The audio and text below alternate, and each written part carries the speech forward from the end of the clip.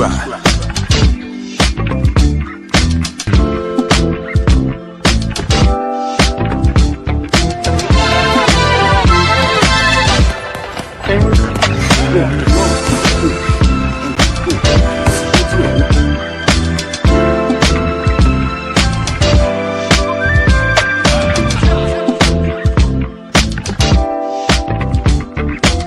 Subscribe to my guy, Uncle D. Tell him Big Bass sent you. Spurling. I'm an attorney here in Houston, Texas. An advocate for black men, largely because I am a black man. I'm a black father. I have black sons. Hey man, I do what I do.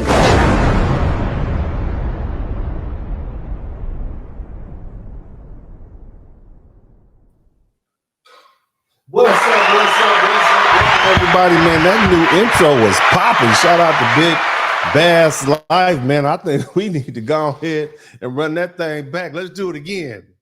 Yeah.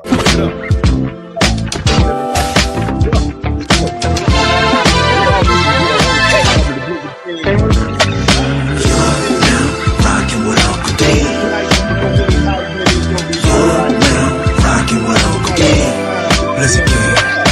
You're now rockin' with Uncle D. Let's again. You're now rockin' with Uncle D. Let's subscribe.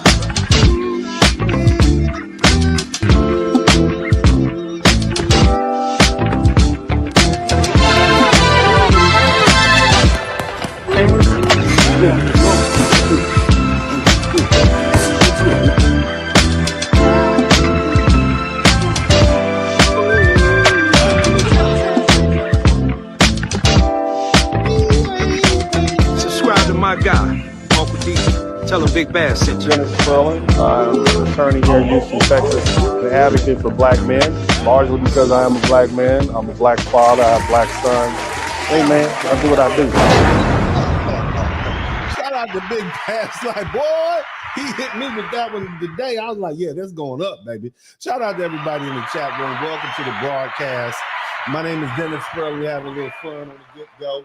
Serious topic today, but I'd like to first acknowledge Lord Giatron. Welcome to the Wrench, my brother. I know you've been here for a long time. I don't know how you lost your wrench, but anyway, my man 43TX, big up to you. Who else we got up in here? Boris Barracuda, big shout out to all the Wrench mob, man. Make sure you subscribe as you come on in. As y'all see, I got that fresh cut for the week.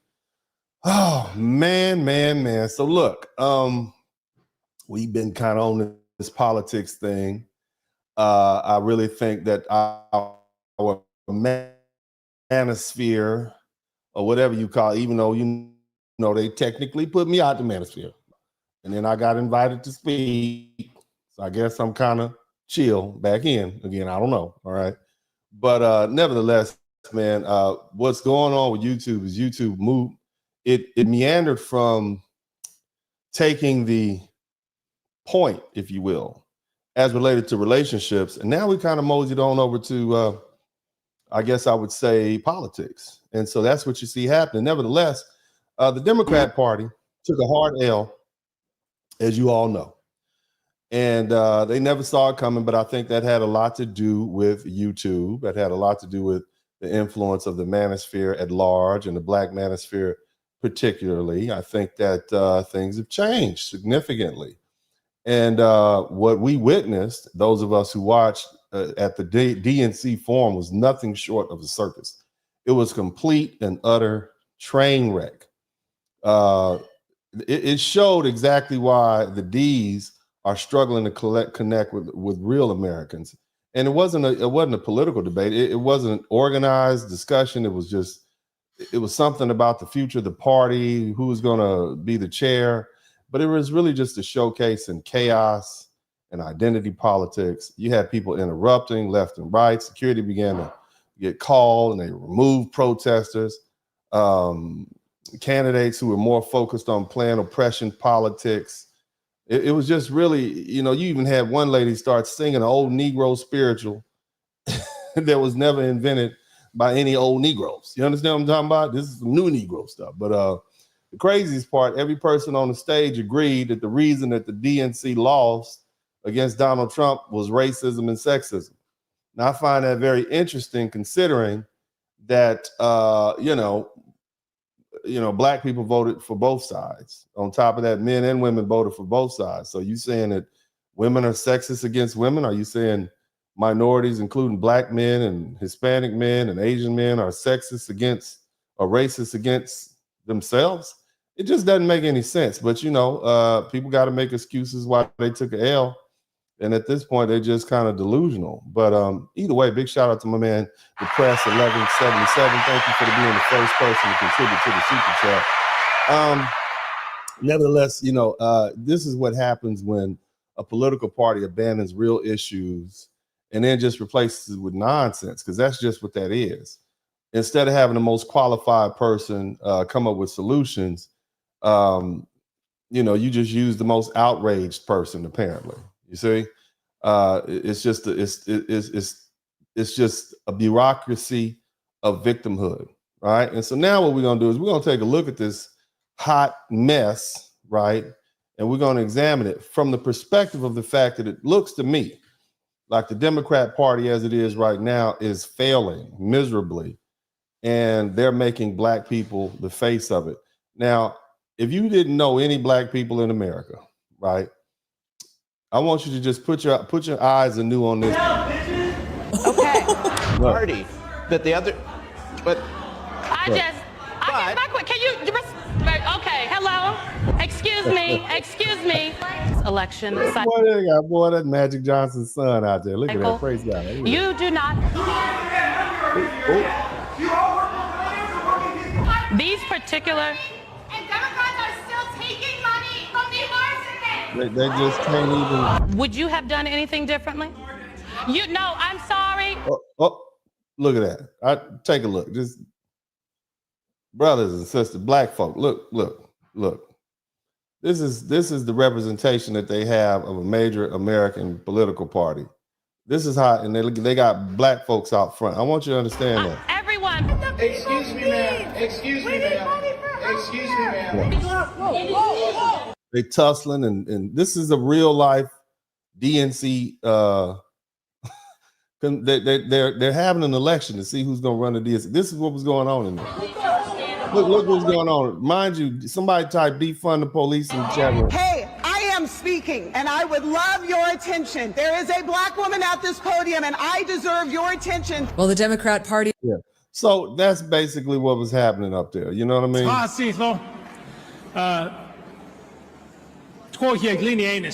Was the speech produced by the late? I don't know what he said. You know what I mean? Thank you so much. We appreciate your enthusiasm. We are going to ask the questions from this stage. We'll ask. Somebody type Magic Johnson's son in the chat room. Ask that you please take a seat.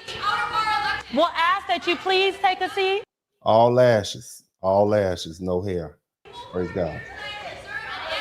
This is a question we're going to ask. All right, we're going to ask that question. We understand.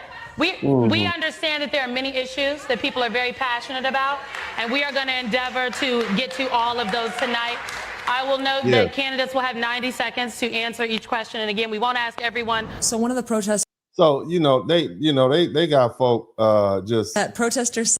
They right before cops right there. They had the police. I hope we don't see any more disruptions. I'm so sorry, Dr. Hathaway. Please answer the question. I want to ask specifically about something that came up. We're going to continue to go forward. I want to ask specifically about something that came up during the election. And I will direct this question to you, Governor O'Malley, and to you, Mr. Martin. We're going to continue to go forward. About 1/3 of Donald Trump's campaign advertising in October of 2004. Pardon me. We'll wait a second. You better not wait. You better keep going. If you wait, you ain't going to say nothing. Excuse me. Ain't no excuse me. That's you. You've been on here for how long now? You ain't no waiting. This is embarrassing. You the people. This is embarrassing.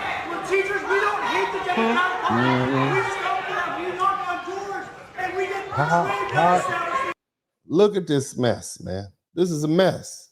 And the thing is, the face of this are black people, black men and women. Okay. I think it's important to say here. He said so. And see, the thing is, it's not just that they made the sister look bad. Look at this cat right here. I want you to look. Hold on. Let me see if I can. Look at this dude. sitting there with his little legs crossed. This is the black male representation right there. You see what I'm saying? This is the black male representation. Let's talk about the climate emergency. Okay, hello. Oh shit.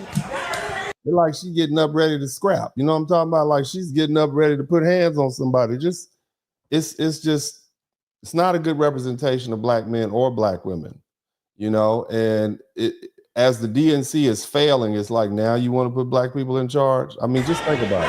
Let's get to the climate emergency. Let's get to the climate emergency. Jen Psaki, excuse me. We're gonna skip ahead. Jen Psaki's gonna ask about the climate. We're gonna go to climate. Let's go. We'd like to ask some of these questions. If you can just give us a moment. Thank you. We have no control. No control. Okay. Thank you all for your. Thank you. See, MSNBC my man is is not saying you. they don't represent foundational black Americans. Therefore, bro, we are the only ones that distinguish between black Americans who are from the Caribbean and black Americans who are here. To us, we know that these folk, you know, have a different lineage and a slightly different culture. But to the rest of the world, these are just black Americans, and this is what black Americans do. And so it's failure. You know what I mean? So just keep. I mean, I hear you, right? I hear you, but it is what it is. It's like if I ask you what was the difference between an Englishman and a Scotsman, right? And if I tell a Scotsman he's an Englishman, he may be offended. If I tell an Irishman he's an Englishman, he may be offended. You see, but the rest of us, they just look like Europeans, Northern Europeans. So most folk don't care. So this falls on us. I'm just saying. Challenge, because it's fun state parties, but also you have to make decisions about who you will take money from. So we'll be discussing that in just a moment. Just want to make sure everybody can hear at home. Okay. He said, I'm out, bees. Thank you. He made quite an exit. We'll give him that. Thank you so much. Okay. Okay, let me start with this question on the fundraising front, because it was asked before, and again, we respect the passion. These are important questions, and we want to get to them as we said we would. Please raise your hand if you would be for supporting a ban on corporate PAC donations to the Democratic National Committee. Okay. And I want you to keep in mind that they got like $10 billion. let's have a discussion about this. Mr. Martin, you said that there are a lot of good billionaires out there who have been with Democrats, who share our values, and we will take their money. But we're not taking money from those bad billionaires. What is a good billionaire and what is a bad billionaire? All right, the question on the floor is, what is a good billionaire and what is a bad billionaire? Billionaire, in your view. The protests are not done. Trust me, there's more. But this is a brief interlude. They're asking Ken Martin, who ended up being elected. Those are the bad billionaires. I will make this commitment to. Well, out of all these identity politics they've been playing, they still, you know, elected a white man, right? Pretty straight looking, fair looking white man. All this. Everyone, I will work my ass off to make sure we push to get the corrosive impact of money out of politics. We've got to change this. We raised and spent over $10 billion just last year in 2024 on elections on the Democratic side. And the presidential race, $2.5. You know how much they make? They raised $10 billion and they spent, he'll tell you again, they spent Those are the bad billionaires. I will make this commitment to everyone. I will work my ass off to make sure we push to get the corrosive impact of money out of politics. We've got to change this. We raised and spent over $10 billion just last year in 2024 on elections on the Democratic side. And the presidential race, $2.5 billion. They spent $2.5 billion. Donald Trump spent half that amount and they still lost. What does that tell you? It means that their platform is bad, and that's the problem. Okay? It's obscene. We've got to reverse course. We also have to win elections, not at any expense. We got to get dark money out of politics. We got to end Citizens United. We need a complete overhaul of our campaign finances. And you need a complete overhaul of the things that you promote, sir. My commitment is we will not take money from corporations that are union busting. We will not. It didn't work anyway, sir. You still lost, sir. You spent $2.5 billion and still lost. Not take money from corporations that are polluting our planet. We will only take money from people who share our values. That's a DNC that I'm going to lead. It's the irony of the Democrats talking about. So you ran all the billionaires are out. Okay, you ran them out already. Diehard Green Party progressives that still. I'm just saying. Anyway, So that's the foolishness that we saw on the internet. Now, let me just, this right here is representative of what black men think about the Democrat Party. Listen to this. Valued by Democrats unless we are dead or in a dress. So it's like, unless you're George Floyd or Billy Porter, there's really nothing else left for any black men in between. So I've said all that to... You heard that? That brother said, if you're not George Floyd or Billy Porter, and that's the black actor or whatever, I don't know what kind of entertainment, I think he's an actor that wears dresses, you're not any use to the Democratic Party unless you are George Floyd or Billy Porter. And he's pretty much accurate on that. Keep listening. Shout out to Prime that Democrats deserve every bit of the electoral ass whooping that they are going to get on Tuesday for all their lies. And he said this before the election, okay? Years of neglect. And maybe in 2028, once Trump gets his last far off, they can come back, stop the lies, stop the fear pandering, stop with the police gonna kill you and the George Floyd stuff, and talk to black men like you talk to everybody else about finances and taxes and things that actually matter. But for the black men that are coming over to Trump, I really don't see them going back, because I always say, once a conservative black, he ain't never going back. You hear that? And here's how they have the representation for black women. We don't have to be concerned that this incoming president. Somebody type sassy in the chat room. President has been paid off by the likes of people that don't like the American citizens that live in this country. Because last time I checked, he was palling around with Putin and he's loving on Xi Jinping. I mean, like, I don't know what you have to hide, because we lying, according to y'all. We lying. So prove us to be liars. I will sit here and I will be the first one to say, I apologize. So let's go ahead and do it. Will you do that? I find it rich that the other side of the aisle is suddenly concerned about... Boy, look how he eats her up. I want you to, boy, this is a whooping. Boy. Corruption and ethics. Whenever President Biden just gave his son a 10-year blanket pardon for foreign influence peddling and whatever else he was doing while high on whatever drugs with whatever prostitutes. I also find it rich that all of the sudden the other side has somebody type rich. I also find it rich. Somebody type rich in the chat problem with successful businessmen being involved in politics whenever you guys are the party of George Soros, of Bill and Melinda Gates, of Sheryl Sandberg, of Mackenzie Bezos, of Taylor Swift, of so many other billionaires across the country, as well as every woke, weird pervert in Hollywood. I find this incredibly woke, weird. There we go. We finally speaking the truth. Woke and weird. Woke and weird. Right? Ingenuous. I think the reality is that the Republican Party under President Trump has a very clear mandate from voters, and you guys don't like it because voters rejected everything you stand for and every policy. We look at the history of the word woke. We don't really have a problem with woke. It's when the weird came in. We don't like the weird part. Okay. And it got weird. The Democrat Party accepted a lot of weird, and we're not cool with the weird part. Policy that you've shoved down the American people's throats over the past 4 years, whether it's open borders, a failing economy, raging inflation, this weird woke stuff that you guys have been shoving down our children's throats, and the voters rejected you and they welcomed our party. So with that, I yield my time, but I find this conversation incredibly rich from the other side. Yeah, he basically said this is bullshit. So excuse my language, I'm sorry. But yeah, that is that it just slipped on out. My bad. I had to get some soap for myself. But anyway, look, so the Democrats, they created these panic-filled Democrats, and they're now surprised that they act like this. I mean, the Democratic leadership, from Joe Biden to Kamala Harris, everyone had convinced the Democratic Party voters that Donald Trump was a Yahtzee. Okay, he was a Yahtzee, and he posed an existential threat to the American way of life. And now those same people are frantic. And see, the problem is when you create an army of hysterical activists, you can't just turn them off when they become inconvenient. Okay, and now the Democratic leadership is stuck. They built a party that survives on outrage, on division, and convincing people that they're perpetual victims. And what do victims do? They lash out. They turn against their own leaderships when they don't get exactly what they want when they want. I mean, look at that form. You have folk yelling at the leaders of the party. These weren't Republicans coming to disrupt the event. This is their own base, their own activists, right? Because their voters have lost faith in their leadership. And so when the Democrat leadership steps up to speak and tries to move the conversation in the direction that makes sense, what happens?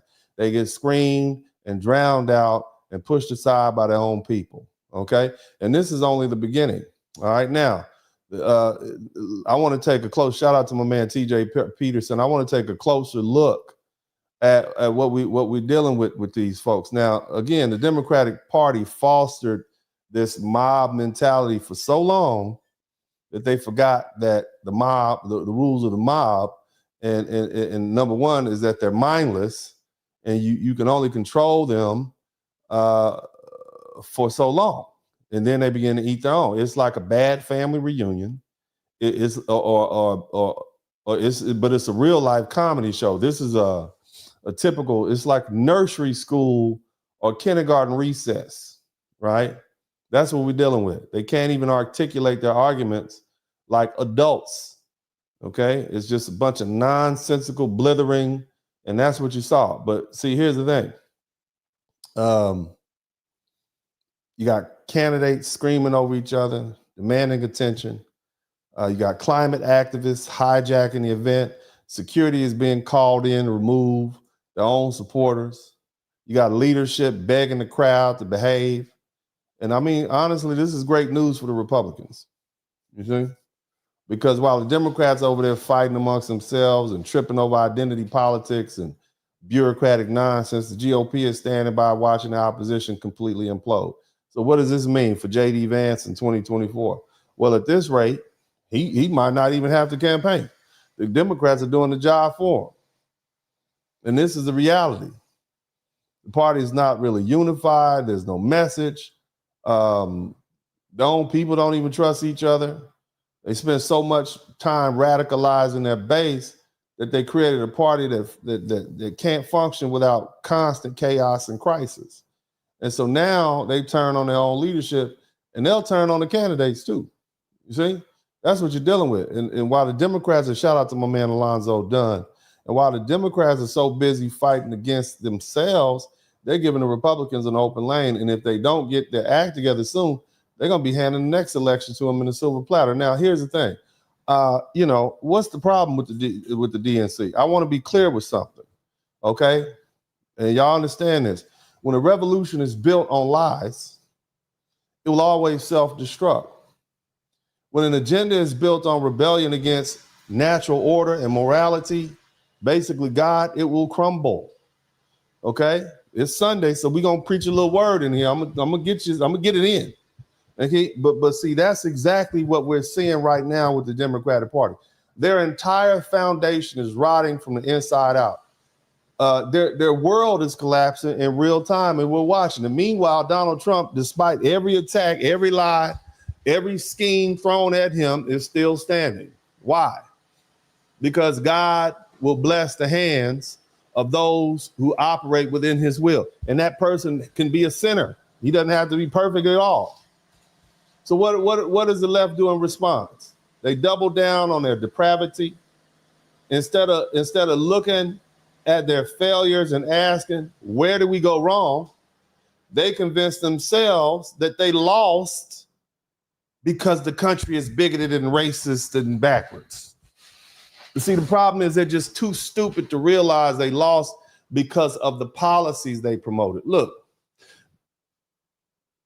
the Democratic Party has been the most evil institution in American history. I want you to hear me. Listen to this, okay? Now, people love to talk about how evil certain historical regimes were, how corrupt certain governments have been. But if you really take a hard look at history, the most consistently destructive and deceitful and evil institution in America has been the Democrat Party. Now, I know some of y'all out there clenching your pearls. I can't believe what is he talking about? Think about it from its inception. Just separate yourself from your emotions. I know most folk voted Democrat. I just want you to hear me, man. Just hear me. Listen. From its inception, the Democratic Party supported the diabolical institution of chattel slavery. Shout out to my man, Jerry Early. The big island of Hawaii. Shout out, man. Y'all giving them howlies, the blues out there in Hawaii. I spent a little time in Hawaii, man. I used to live on Oahu. Not live there, but I came and visited and stayed for about 2 or 3 weeks. Best time I had. Shout out to Jerry Early. But anyway, let's get back to these Democrats. They're the ones that fought for slavery. They're the ones that defended the whole South was Democrats. They fought, died, and bled for it. They didn't want black people to be free. And when they lost that battle, they spent the next 100 years making sure we were second-class citizens under Jim Crow. I mean, the Democrat Party pulled the greatest bait and switch of all time. They couldn't own black people legally anymore. So they enslaved us mentally and economically. They sold black Americans on handouts like welfare and affirmative action. It's not because they cared about black prosperity. It's because they needed our votes. But what did welfare do to us? It ripped black fathers out of the home by incentivizing single motherhood. Affirmative action, it was push white women to the front of the line and basically threw scraps to black Americans. And once they locked us into the system, they turned around and started handing all our so-called diversity benefits to anybody who identified as press. That included white women, white liberal women, immigrants, illegal or legal, LGBTQ plus X, Y, and Z activists. And while telling us that we need to be grateful for the crumbs, shout out to my man, Saint Nick 69. And this is the party. I want you to hear, we talking about the evil. Let's just lay it all out. This is the same party that corrupted the sacred institution of marriage. Marriage, a God-given covenant between a man and a woman, was ripped away from religious foundation and turned into a government-sanctioned contract that can now be handed out to same-sex couples, whether you believe it or not. I mean, you know, it's in the Bible. Read your Bible, whether you like it or not. That flies in the face of the very doctrine upon which the country was built. This is the party. Okay, the Democrat Party is the one that pushed feminism to empower women, but also to destroy the family. Now, first wave feminism, second wave feminism, third wave and fourth wave feminism, they convinced women that their greatest enemy was staying at home and raising a strong, stable family. Why? You think they like women? No. It's because they needed more tax dollars. They needed more taxpayers to get that. So more workers meant more money for the government and more people to control and less family unity. And who paid the price? Huh? Black America? Because see, when the black women left home and joined the workforce in mass numbers, the family unit collapsed. And our communities became crime-ridden, and our children suffered. This is the party that promotes child mutilation and sexual indoctrination. This is the Democrat Party. They advocate for transgender surgeries for children, irreversible body-destroying operations that leave kids sterile and broken. And they actively fight to remove parental rights. Shout out to my man, Toonie Kern. Look, just listen with open mind. Tell me anything I'm saying is false. Where's the lie in what I'm saying? These people want to remove parental rights. They want to tell you that your children belong to the state, not to your family. This is what they did. Okay? And then they put books, homosexual material in school books, man.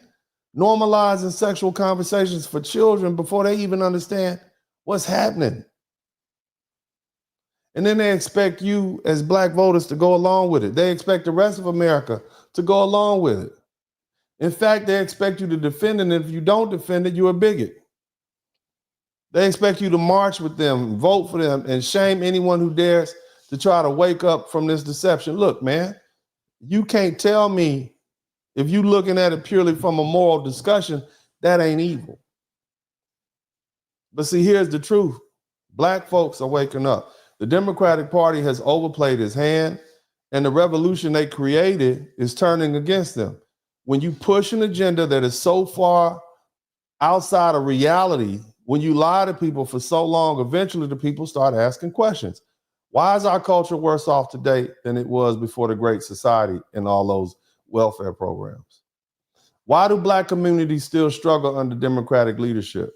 Why do Black children fail in Democratic-run cities and systems? Why do we continue voting for the same party that destroyed our families, stripped us of our dignity, and turned our neighborhoods into war zones? See, the Democratic Party has poisoned Black America for over a century, and it's time to stop drinking out that cup. Ladies, you've been lied to, and it's time to break free. Fellas, you've been lied to. It's time to break free. Shout out to my man Alonzo Dunn. Here's the thing.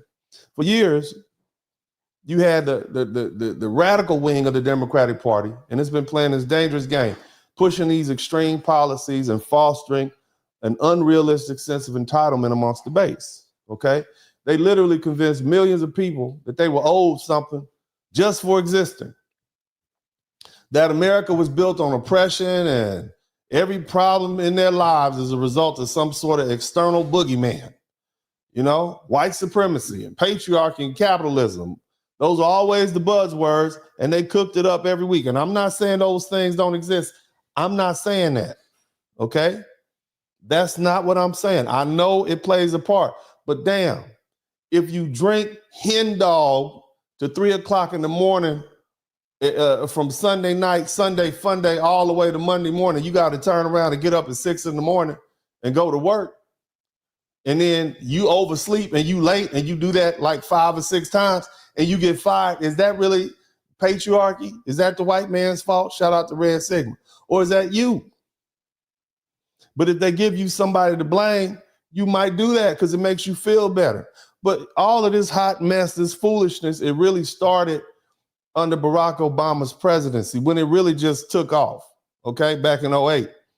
All this hope and change, it quickly turned into race baiting and division, and it escalated under Biden and Harris.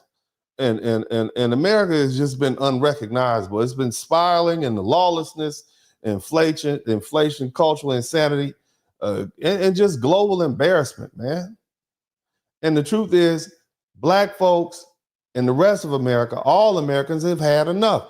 That's why despite all their lies, all their slanders, all their media, all their manipulation, you see what I'm saying?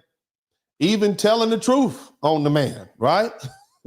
telling the truth about who Donald Trump is. We still voted for him, okay?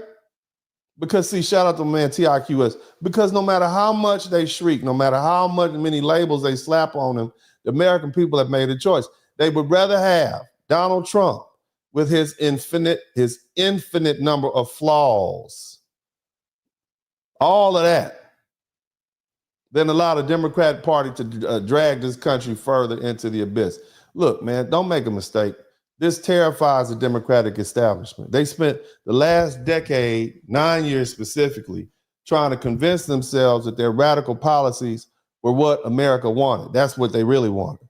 But the truth is they allowed the inmates to run the asylum, as they say. And now the asylum is up in flames. Okay? They shout out to Mystic Medica. They let the radical feminists tell men that they were useless. They let the LGBT activists turn schools into indoctrination centers. They let race hustlers, Al Sharpton included, right, make everything about skin color, even though he getting paid, right? And then they let these people who are climate fanatics basically destroy our energy sector and drive up the prices that average Americans have to pay. And now, when these people try to hold a simple political rally to elect the first person who's going to be in charge, they can't even get through the discussion because the radicals they empower are and who feel entitled to be hysterical and self-abased, shut them down in 5 minutes. They're panicking over there. They need to restore order. They can't handle what they're dealing with, but they made it. Shout out to my man Black Sand. What did America do in this recent election? What we did was we chose the lesser evil. evil, and it's not the Democrats. See, here's the elephant in the room, and I want to talk about it. And now that we're going the third week into Donald Trump's presidency, most of us knew what he was going to do. Okay? Now, the Democrats have thrown accusations at Donald Trump. They call him a racist. He probably is. They call him a convicted felon. Apparently he is. He's a tax cheat. He admitted it. They call him adulterer. I think so. They even call him I'm gonna call him a grapist. Like, you know, a person that pours grape drink in a cup. He's a grapist. Shout out to the YouTube police. He's a grapist. I mean, I think it's understood. They basically said they call him every evil thing under the sun. And let's assume that every single accusation is real. Let's say they're all true. Let's assume that. Let's assume that everything they said about him is real and honest, and all these things are absolutely true. Guess what? The American people, including Black people and Asian people and Hispanic people, still chose him over the Democratic Party. Damn. That's how vile the Democrats have become. Because, see, here's the brutal truth. If Trump is the devil, then the Democrats must be Satan himself. That's what the American people are saying. That's why the voters decided the way they did. Because even if Trump is everything they say he is, he's still less dangerous than the people who are pushing for drag queens performing for children, and open borders flooding our country with drugs and criminals, and this war, these folk pushing this war on masculinity and the war on femininity and the war on family values. You got these people with these radical gender ideologies that turn kids into lifelong medical patients, a broken economy where hardworking Americans can't afford gas and groceries. You got a media and a tech industry that censors free speech and punishes dissent. And you got a culture that rewards weakness and degeneracy and victimhood over work and integrity. And so, even with all of his baggage, they claim Trump has all of this, America still says, well, we'll take him over you. That says a lot. That says a whole lot. The Democrat Party is too corrupt to survive. And this isn't just about Donald Trump winning. It's about the total rejection of everything the Democratic Party has become. Look, this is, it's not about Trump winning. Okay? This is about the American people finally waking up and realizing that the real danger isn't some mean tweets or a man with an ego. It's a party that's so corrupt and incompetent and morally bankrupt that they make Trump look like a saint in comparison. Because if Americans had to choose between Trump and the Democrats, and they still went with Trump despite all the media propaganda, despite all the legal battles, despite the name calling, what does that say about the Democrats? It says that they are the greater evil. It says that they have gone too far, betrayed too many people, and turned America into something unrecognizable. It says that no matter what they do, they can't gaslight Americans into pretending things are better than they actually are. Shout out to my man Dion N. Look, these Democrats aren't ready for what's coming next. Look at what you saw at that convention. Look at what you saw at this convention. Probably think. Okay? These are the same people that spent the last 4 years screaming, abolish the police, defund the police, all cops are racist. And they were the first ones to call security to have this man dragged out of their event after it turned to chaos. Look at that. These are people that hate the police. From the podium, the Democratic leaders put on their fake polished voices, and we respect people's opinions. While at the very same moment, the security team was marching towards the disruptors and dragging them out, kicking and screaming. Not a single person on stage said, wait, let's respect their right to protest. Nope. Let him speak. Nope. They didn't stand in solidarity with him. They had him hauled off like some unwanted luggage. You understand me? That's what they did. If I didn't know any better, I would have thought this was a Republican event and you had these leftists in there protesting. But no, this is a Democrat party turning on its own and using force to silence them. See? So let me get this straight. I need to understand. So the same people who say the police officers, all of them are racist. And look, I know some cool cops.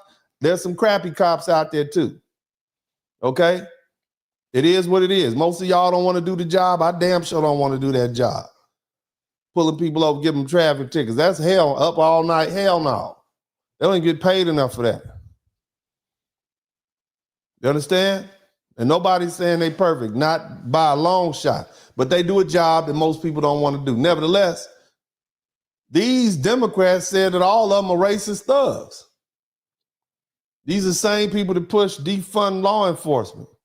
And at the same time, crime was skyrocketing. These are the same people that said abolish cash bail, and they put violent criminals back on the street within hours of being arrested. Somebody robbed you, hit you upside the head, and then they back on the street, down the street next door. Same people that cheered when police officers were being fired and demonized and forced out of their job. Okay, I respect that. That's how you feel. But then you the same, look, these are the same people, okay? These are the same people that they called to come protect them when things got out of pocket. See, if I was a cop, I wouldn't go anywhere near a Democratic event. Imagine being a cop, having your entire profession labeled as institutionally racist and being told that your very existence is oppressive. Just the fact that you here, right? You got politicians who pass laws to defund and strip your protections away and send you out. Then they send you out in the most dangerous streets though, okay? Where people got who knows what on them and ready to do whatever.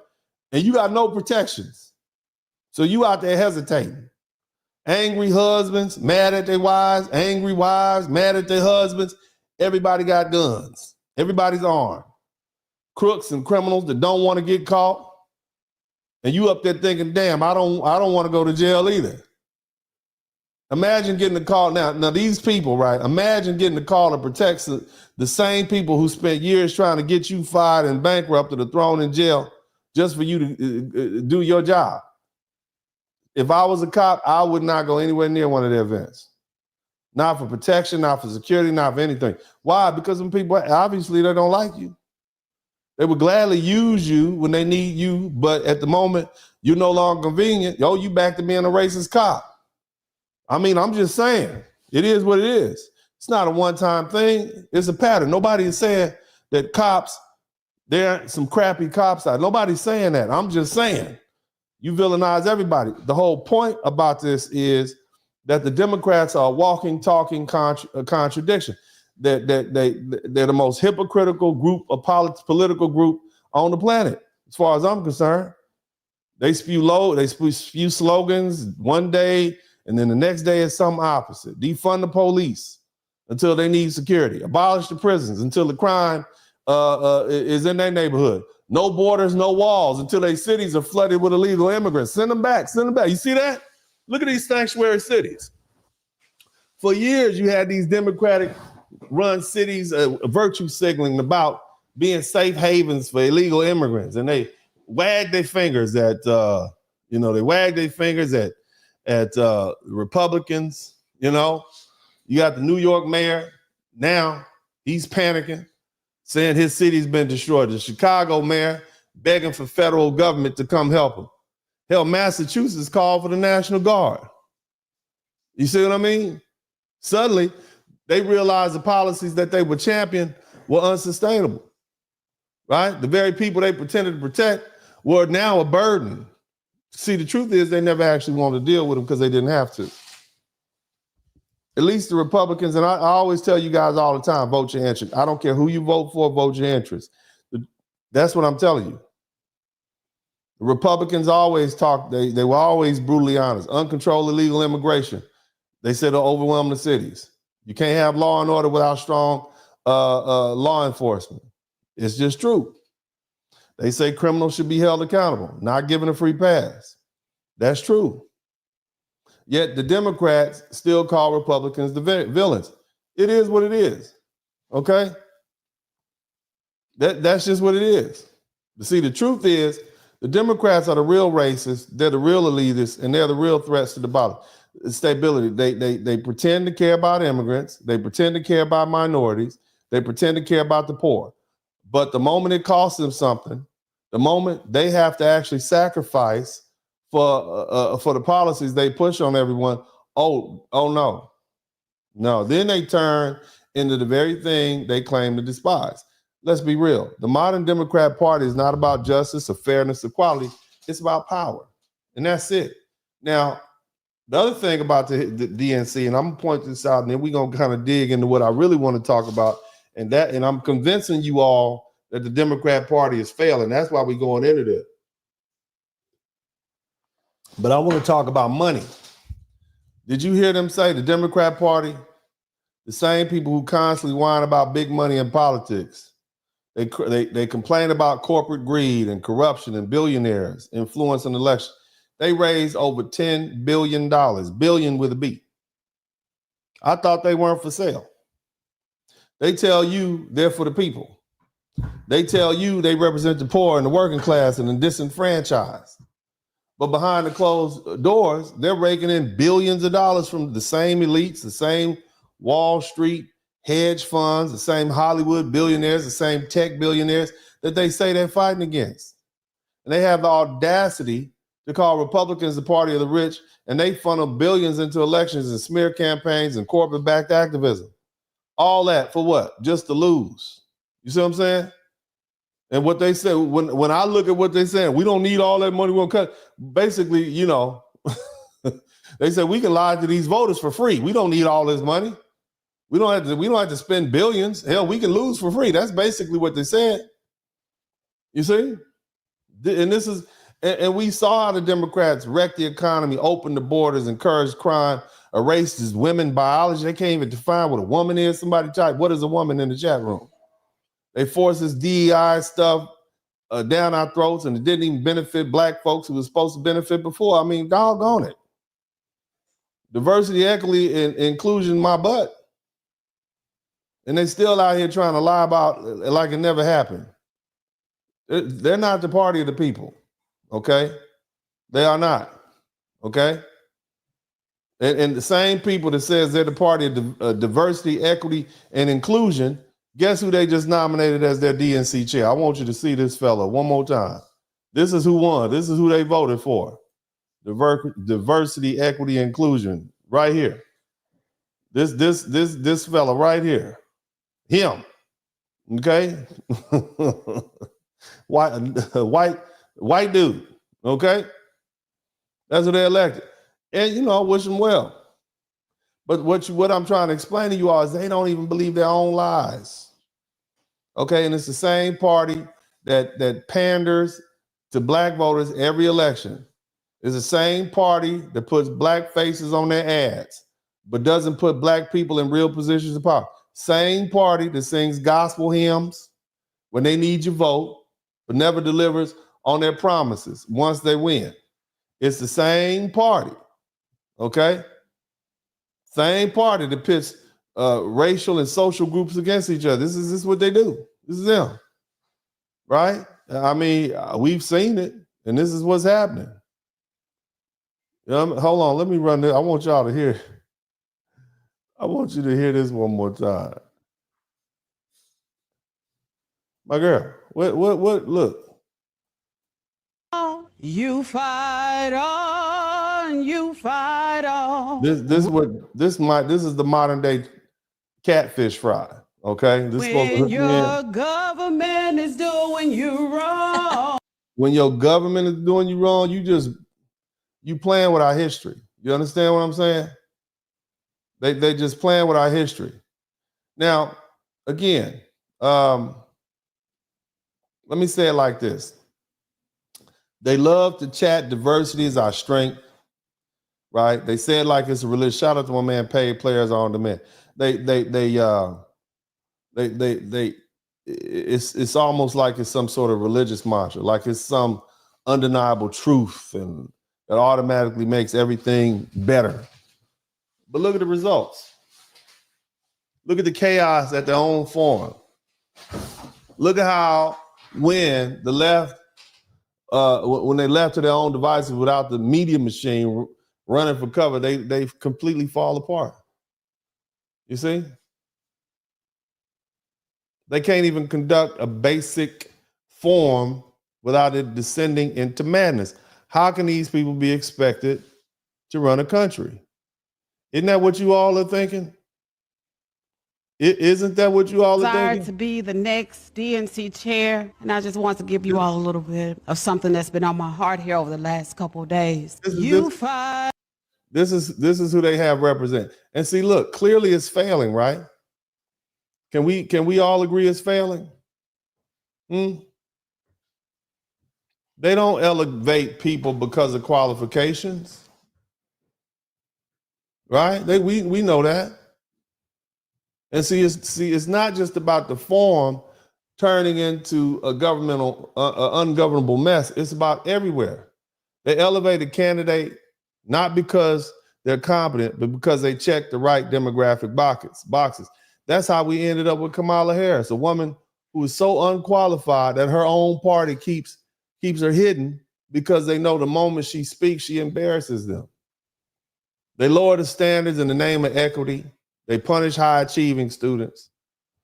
They force schools to pass kids just so they can claim success. You understand? They push diverse hires. And then when the companies start collapsing under the weight of the incompetence, they blame racism and patriarchy instead of admitting that hiring based on identity alone doesn't work. And everywhere you look, you see the same patterns. When you replace merit with identity, things fall apart. And then they got the propaganda machine, CNN, MSNBC, the Washington Post, New York Times. All of them exist to gaslight America. They try to tell you crime is not bad, the economy is doing great, the inflation is just a Republican talking point. They tell you gender ideology in school isn't happening. Parents are tripping, right? Now they don't have the protection anymore. You see it for what it is. The Democrat Party is unraveling in real time. That's what you see. Shout out to Drizzy 12. America doesn't want leaders who are chosen to meet a quota. We want the best. America doesn't need representation for the sake of representation. America needs the best people for the job, regardless of what they look like or who they sleep with. That's why America is rejecting the DEI, this Democratic Party. We're rejecting that. See, we want to prioritize real leadership and competence and real results. Nevertheless, the Democrat Party, people are leaving the Democratic Party. It's the party of the crazy people. It's the party of the weirdos. It's no longer a political movement. It is a circus. It's a cult. It's a religion of mentally unstable people who thrive on delusion, and they demand that the rest of us participate in it. And that's why folk are leaving. Elon Musk, richest man in the world, what's his name? Joe Rogan, very popular podcaster. These people were devout Democrats. And the minute they turn their back on them, now they become public enemy number one. Because see, today's Democrat Party, you only accept it if you stay in line, okay? That's it. And some of us aren't accepted at all for who we are. And the moment you step out of line, you're done. And black men, we're walking away from the Democratic Party in record numbers because common sense voters, of which we are a lot, but nevertheless, common sense voters of all backgrounds are rejecting this radical ideology, even lifelong Democrats. Hell, I'm a lifelong Democrat. But this past election, I just couldn't do it. I voted for Trump, and I just had to. Because I did not want 4 more years of what Joe Biden has started. You understand? And straight white men got out of there a long time ago. Matter of fact, they've probably been excommunicated. Can't blame them. You see? But I want you to think about this for a second.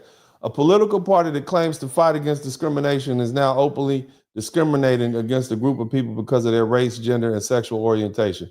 Rich white men, straight white men, straight black men. You heard what they said. Listen to what the brother said. Listen to him. Listen to what he said about black manhood. Listen. By Democrats unless we are dead or in a dress. So it's like black men are just not valued by Democrats unless we are dead or in a dress. So it's like unless you're George Floyd or Billy Porter, there's really nothing else left for any black men in between. So I've said all that to say that Democrats deserve every bit of the electoral ass whooping that they are going to get on Tuesday for all their lies and their years of neglect. And maybe in 2028, once Trump gets his last far off, they can come back, stop the lies, stop the fear pandering, stop with the police gonna kill you and the George Floyd stuff, and talk to black men like you talk to everybody else about finances and taxes and things that actually matter. But for the black men that are coming over to Trump, I really don't see them going back, because I always say, once a conservative black, he ain't never going back. Yeah. So anyway, like I said, Farrier, so why are black men leaving the Democratic Party? Democratic Party is taking us for granted for decades, and they just assume that black men are going to vote Democrat no matter what, no matter how much they destroy the economy, no matter how much crime surges in our communities, no matter how much they push this radical agenda. But now you got black men waking up, and we see the lies. We see how the Democrats get down, and they've done nothing for us, right? And they see how black men who don't fall in line get ostracized, are labeled as sellouts and all those other names they call you, okay? The only black men that you see remaining over there, down and dedicated, rainbow rights activists, okay, and the radicals on that side, they just hijack the black political identity. You see, but when you have a regular black man who just wants to build his family and own his business and live in a safe community, that we're leaving in droves, and this is a big deal in the black community because when you're a black man and you decide to walk away from the Democratic Party. Man, shoot, it's not as bad as it used to be. But, that political decision, you risk the chance of being ostracized. Your mama might not even talk to you. You get called names, get rejected by your own family and friends, being accused of betraying your people. You understand? But the thing is, the more black men who are realizing their true independence, they think for themselves. And it's not just about voting for Democrat just because you're told so. Now, again, I tell you all to vote your interest. Vote your interest. Vote your interest. I truly voted for Democrats and Republicans this past election. I just so happened to vote for Donald Trump. Vote your interest. But see, here's the crazy part. Let's be real. Some of the smartest voices in the political sphere right now are these black conservatives. And I'm not talking about the extremists. I'm not talking about the ones that's out there pushing that self-hate nonsense and regurgitating racist talking point. That's not trying to appease a crowd and get their likes and subscriptions up. That's not who I'm talking about. I'm talking about black men and black women who speak with common sense and logic and reason. The ones who challenge the Democratic narrative, the ones who focus on solutions instead of victimhood. That's the black folk I'm talking. Those are the black conservatives I'm talking about. The ones who understand traditional values, hard work, and accountability that leads to success. That's who I'm talking about. And people are listening because the truth is powerful and common sense is contagious. Meanwhile, you got the Democrat Party imploded within itself. Okay? The Democrats are, you got the radicals versus the old school establishment. You got the political activists, the identity politics activists versus the people who just want to win elections. And then you got the socialists versus the corporates. They're corporate side. So they're fracturing. And they can't build a movement. You see? So, how you can't claim to be inclusive when you silencing everyone who disagrees with you. You can't claim to be progressive when you're pushing regressive policies that destroy families. Shout out to my man James J30T. You can't expect unity when your entire ideology is based on making people hate each other. So it's a cult at this point, far left cult. Now, here's what I want to dig into, okay? We're going to get down to the nitty. Why, all of a sudden, do we have black people being pushed to the front? Now, all of that I just laid out, this didn't just happen overnight. But all of a sudden, they have all these black people, especially black women, thrown into these leadership roles. Okay? You fight on, you fight on, you fight on. This is who you got as the face of the Democratic Party right now. That's the face of the operation. Let me let you hear it again. When your government is doing you wrong. That's who you got leading. They're not giving them any real power. Okay? They don't even expect them to succeed. But they put them there to be used as a scapegoat for the inevitable failure. And see, the Democrat Party, they prop black faces up, and they wave diversity inclusion banners, and they tell black voters, hey, this is your party. We're here for you. But what happens when it falls apart? Well, they blame the very people that they put in charge at the last minute when they saw it failing. Let's dig deeper into this. Y'all with me? Y'all want to learn something? Y'all want to learn something? I want somebody to clip this up and send it to me. I need this to be clipped up and sent to me, man. I need y'all to do that for me. Clip this up and send it to me. Anything from the last the last 8 years. I need y'all to clip this up. Are we supposed to believe this dude is on board with the multiple genders BS? He's stuttering so. I need this. Let me run it back. Y'all do me a favor. Somebody clip this and send it to me. I need this. This is important. Oh, you fight on. Oh, you fight on. Wow, she really turned an opening I need y'all to clip that up. Why are they doing us like this? Do you know that there's a long history of using black faces as a failing a shield? You know that? We can go back to Reconstruction, which happened between 1865 and 1877. Jay Coder, I want y'all to learn. I really want you guys to learn. I want you to listen to me and learn something. I want you to know your history, because when you know your history, you're able to kind of predict the future. History doesn't necessarily repeat itself, but it has echoes. So this echoes of historical things. Listen, this is how you learn as a people. So after the Civil War, doing something called Reconstruction, when they were literally rebuilding the South, they had a lot of black politicians who were elected to office for the first time in American history. From Hiram Revels, the first black U.S. senator in 1870, to Robert Smalls. Okay, he was a famous pilot, a ship pilot, and he former enslaved man. He turned into a congressman.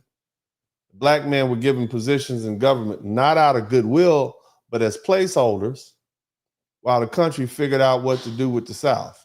And when the Southern states struggled economically at that time, because they just were torn apart because of war, and when the corruption ran rampant, when the South couldn't sustain itself because of post-slavery, right? Guess who got blamed?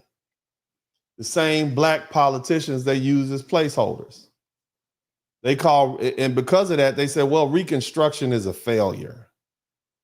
Not because of white opposition, but because, you have these incompetent black leaders. These people were fresh out of slavery. Very little education. And you're saying they ran the South into the ground? And guess what this did? It justified the rise of Jim Crow and the KKK and voter suppression laws. And as soon as black leadership was deemed ineffective, then the white Democrats took power again and pushed the black Democrats out. You see how that worked? That's why these people are so dangerous. Now, what about doing desegregation of schools and the targeting of black educators? This happened from the 1950s to the 1970s. I know y'all didn't know that because we always talk about, the black man was the first governor. They put them people in those positions. They put those black politicians in those positions doing Reconstruction. Yeah, go on up there, old Bucky Earl. Go ahead, Bucky Earl. Somebody type Bucky Earl. Oh, Bucky Earl, you get on in there. And then they watch him fall flat on his face and blame him. And it was fall. It's like making a person a captain of a ship that's sinking. You understand? Very dangerous, because then those same people are used as an incentive to further oppress black people in general. But then let's move forward to the civil rights movement. This is the backstory. They don't teach it in school. So during the civil rights movement, you had black students, and they were used as a face of school desegregation. And if we always know about, Brown versus the Board of Education in 1954 and Little Rock in 1957? Yeah. But what happened to those black teachers? Okay. See, before desegregation, black schools were run by educated, well-respected black teachers and principals.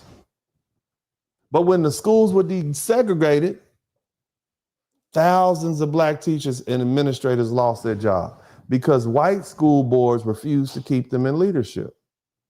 You see? And so black students were made to go to these hostile white schools, but the black educators who have been leading our communities, look at Dunbar High School. Y'all look up Dunbar High School. These folk were putting out phenomenal students. These black educators were, excuse me, y'all, take a little sip of tea, my throat, you know what I'm talking about? But have y'all ever thought about that? Yeah, okay, the black students went to the white school. What happened to the black teachers and the black educators and principals who actually cared about black students? Huh? You using these black kids to integrate these schools. Okay, well, what happened to the black student teachers? They basically were completely erased. See, desegregation was used as a tool to remove black leadership while making it seem like progress. Ain't that something? That's why Dr. King said, I think I've integrated my people into a burning house. I don't care what they say about him. Y'all listen, okay? Listen to what our leaders had to say. What about some CEOs and look at these CEOs and put in place when the corporation's about to go down? Corporate America follows the same pattern. When a company is on decline, they bring in a black CEO or an executive to turn things around. Look at the lady who was just in charge of MSNBC. When the company fails, the black executive is blamed and either pushed out or used as a scapegoat. Stan O'Neill. Somebody type 2008. Stan O'Neill. Remember the 2008 crash? Really, 2007 crash? Stan O'Neill became the first black CEO of Merrill Lynch in 2002. And then in 2007, when the financial crisis hit, this black man was blamed and forced out. He'd only been there 5 years. And so Merrill Lynch collapsed anyway and was bought by Bank of America. You see what I'm saying? What about Ursula Burns? She was the first black woman to be the CEO of a Fortune 500 company. It was Xerox in 2009. The company was already failing. And despite her efforts, it collapsed and her leadership was framed as the issue. But damn, it was already failing. There's another brother named Roger Ferguson. He became the CEO of a company called TIAA. But when the economic instability hit, he was replaced and blamed. He was given blame. You see? He was given blame for a market condition that he had no control over. They never put black leaders in charge when things are going good. They only elevate black people when failure is inevitable. So they have because they got to blame somebody. And why black people are the face of this failing DNC right now. Now let's bring this back home. Why did they put them in charge? See, for years, Black Americans, especially black women, shout out to all sisters. They've been told that they're the backbone of the Democratic Party. Haven't they told you that? Somebody type backbone. Every election cycle. Democrats run out of and get black celebrities and black pastors and black activists and, you know, tell the community, we got your back. Don't think. Shout out to everybody contributed to the cash out. I'm not going to read your name if you give me a cash out. I promise. Sometimes I jump the gun when I get excited. I'm not going to read it. I'm giving a shout. I'm giving a shout out to all the people. But I won't say your name. I appreciate you. Y'all don't want nobody to know you out here contributing to Uncle D. Shout out to Willa 3. Oh, man, we got 20 super chats. We are rolling. Yeah, shout out to y'all. But again, let's bring this back to the Democrat National Party, or Democrat National Party.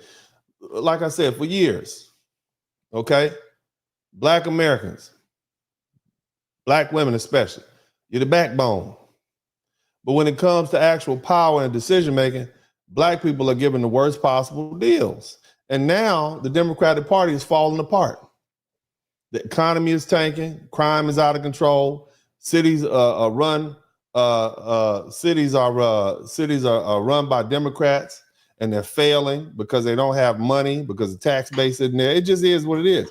And they're losing voters, and they just lost this election to somebody who shouldn't have won. So who do they put in charge? Huh? Who do they? To amateur night at the. Who do they put in charge? Huh? Let me run this back. Begin with the open. I want to know who the DNC chair, and I just want to give you all a little bit of something that's been on my heart. Who they put in charge? Huh? Let me let y'all run this back. Clip this up. You fight on when your government is doing you wrong. You fight on. Oh, you fight on. Yeah. Wow, That's who they put in charge. And then this other lady, somebody type EJ in the chat room. This is no better. You know, she comes across as obnoxious, and she might be a nice enough lady. You see what I mean? But nevertheless, they make shout out to everybody who contributed to Cash App. Cash App is rolling, good looking out. But they put them in charge. They make them the faces, and if not these women, right? Then who else do they have up there? Because they're not gonna let the brothers escape, right? Let me show y'all let me show you this fella. Hold on, let me get him in there. This cat right there in the middle. See what I'm saying? Legs crossed. You know what I mean? But nevertheless, they make sure the DNC is led by black faces, so when everything collapses, they can turn around and say, well, look, we tried. And this isn't new. This is a setup. Black people are never given control of the Democratic Party when things were stable. They were never given the reins when there was money and power to go around. They're only pushed in front now that the ship is sinking. Okay? And this is a no-win situation for Black America. And here's the worst part. Even if black people somehow manage to save the DNC to pull the party out of collapse, they never get credit. If the Democrats, let's slide back to this one. Okay, let's remember Barack Obama. Remember what Barack Obama had to take control of? We had a failing economy. We had a war going on. And then he turned around and turned it around. Y'all remember that? After George Bush, they said, man, George Bush was so bad. They said, let's go ahead and put a black man in charge. You remember that? That's what I'm trying to explain to y'all. He wasn't expected to win. He was expected to take the country to hell. And it was going to be a black man at the helm. You see what I'm saying? We don't give him credit for that.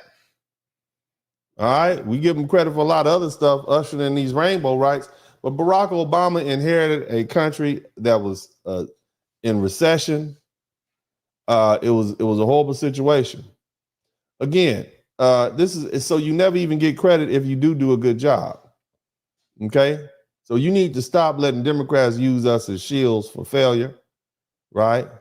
Okay, trying to convince you that leadership is victory when it's only given to you in terrible circumstances.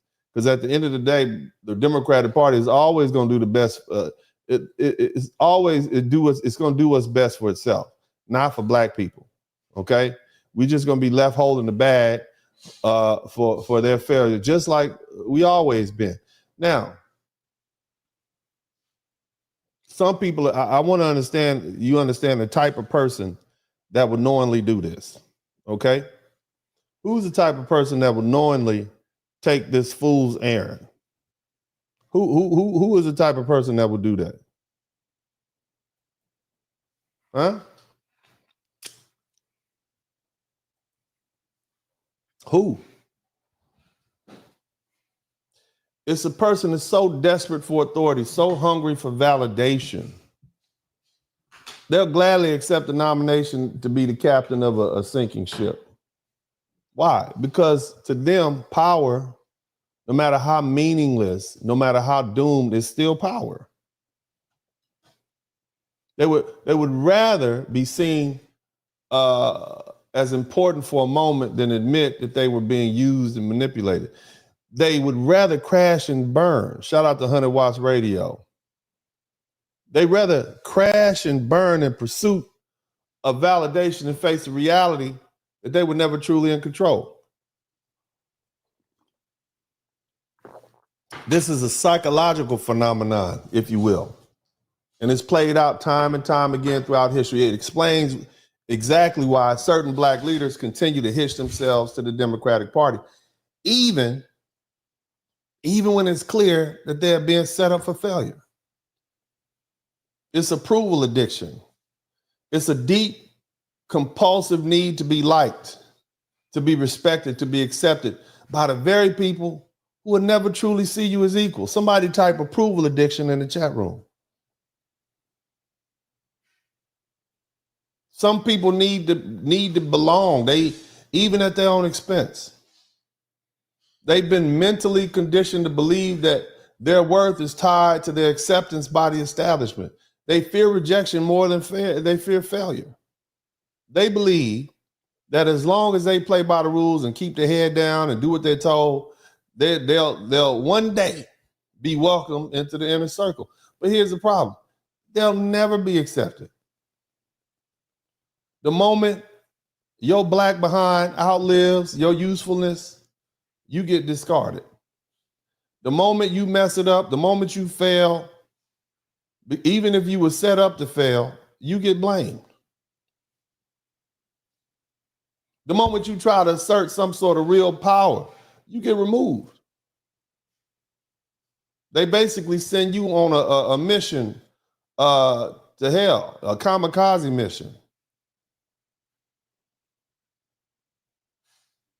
See, the alternative is facing reality and standing up for themselves, or just walking away from the very people they've been trying to impress.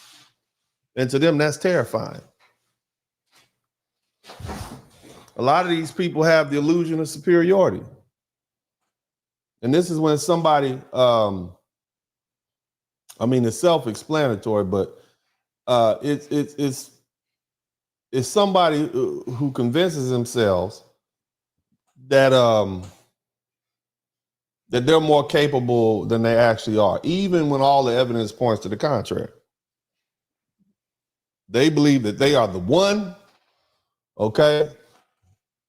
They're going to break through. They think that this time is going to be different, okay? They convince themselves that if they play the game right, they'll be the first black leader to actually hold real power within the Democratic Party establishment. But what they don't understand is the game is rigged. A lot of foundational black Americans know that. A lot of our Caribbean and African brothers come over here and don't realize that. That's why you see a lot of them taking up the mantle, trying to occupy these political positions. And now you see them right now, several of them at this function right here. Okay? Again, this game is rigged. The Democrat Party does not hand out real power to black people to elevate them. And the system is designed for them to fail on schedule. They're pawns, not players. And yet, their delusions of grandeur, it convinces them that they different, okay? They can see where others fail. The other thing is you got folk who, they got this good Negro complex, okay? They fear being abandoned by the tribe, and the Democrat Party has conditioned voters, especially black leaders, to believe that they must stay loyal at all costs. That's how they convince black women. They convince black women that you got to stay. Well, you the backbone. We need you, right? We need you to be good negresses. And they've created like a cult-like mentality and where leaving the party means you're losing your identity and your status and your community. Okay? And it's a social identity theory. It's a groupthink sort of theory.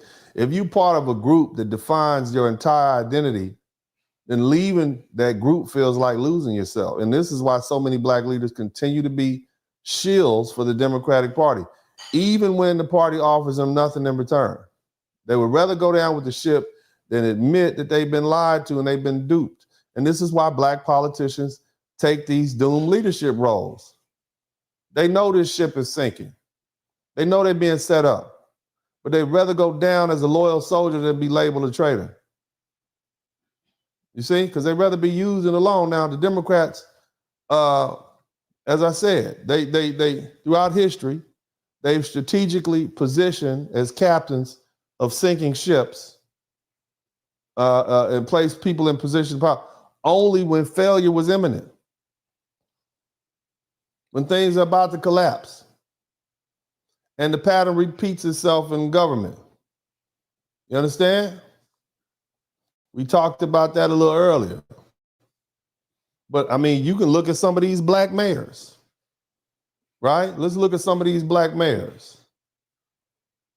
And I mentioned earlier all those teachers that were fired who were black teachers and educators. But hell, let's just run down. Look at David Dinkins, first black mayor of New York. He inherited a city when crime and homelessness were at all-time high, and they blamed him when things got worse. Lori Lightfoot, first black woman mayor of Chicago. Crime was already out of control, but when she couldn't fix it, she was blamed and voted out. Look at Carl Stokes, all my people from Cleveland back in 1967. He took over doing riots, poverty, and government corruption. They blame him for everything, even though the white politicians created the mess and then left. That's just the black mayors. And I told y'all about Barack Obama, right? I mentioned that. He got elected in 2008, right? People, this is proof of progress. It's given a fair chance. America's no longer racist. They gave him opportunity to kill two birds with one stone.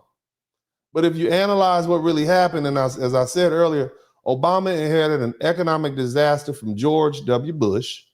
Okay, we were burdened down in war. He had a Democratic Congress, but they blocked much of what he tried to do. It wasn't just the Republicans. Shout out to my man LJ. And when the economy didn't fully recover fast enough, they blamed him for everything, even things caused by the previous administration. They used him as a racial shield while white Democrats, Biden, Pelosi, and Clinton, they the ones that continue to hold the real power behind the scenes. Now, Barack was celebrated by the Democratic establishment, but he never was really able to hold any power. And when things didn't go right and things didn't go the way perfectly, they blamed him. While the white Democrats kept their hands clean. So it's nothing new. You understand? And we can go, Marion Barry, another mayor, prominent mayor. He became the mayor of DC when crime and poverty were at all-time high. And they blamed him for everything. This is nothing new. Okay? See, the harsh truth is this. The Democrat Party only needs black leadership to absorb the blame. at the end of the day, the black politicians and leaders are not meant to succeed. They are put in place to fail in public. And when the Democratic Party is thriving, they keep black leaders in the background. When the Democrat Party is collapsing, they push black leaders to the front. Why? Somebody type why in the chat room. It's easy. Because when things go wrong, they need somebody to blame. And once the smoke clears and the damage is done, once the public is turned on black leadership, then the Democrats push them aside and replace them just like they did. They just pushed Kamala Harris aside and they got this fella in charge. Okay? This is the new leader of the Democrat Party right there. Right? You got this failing Democratic Party that's pushed too much ideology and now they got this fella in charge. I'm just saying, do you see it? Huh? Did y'all learn something today? Did you learn something? See, the real tragedy is black politicians and leadership, they fail to see what's going on. Okay? And if they leave, they're labeled traitors and they're ostracized by the black political class. So it's really a no-win situation. It's a clear pattern.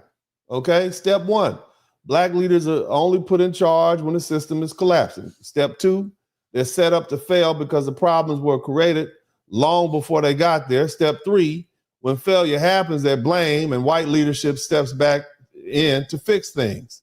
And step four, even when black leaders succeed, they're pushed aside and erased from history. I mean, think about it. This is why y'all need to wake up and stop accepting leadership roles in these broken institutions, whether it's politics or business. Go build your own. That's the only way out. Stop playing the game.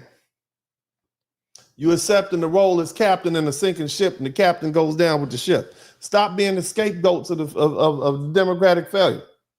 Stop believing the lie that diversity means power. Stop thinking, start thinking for yourself.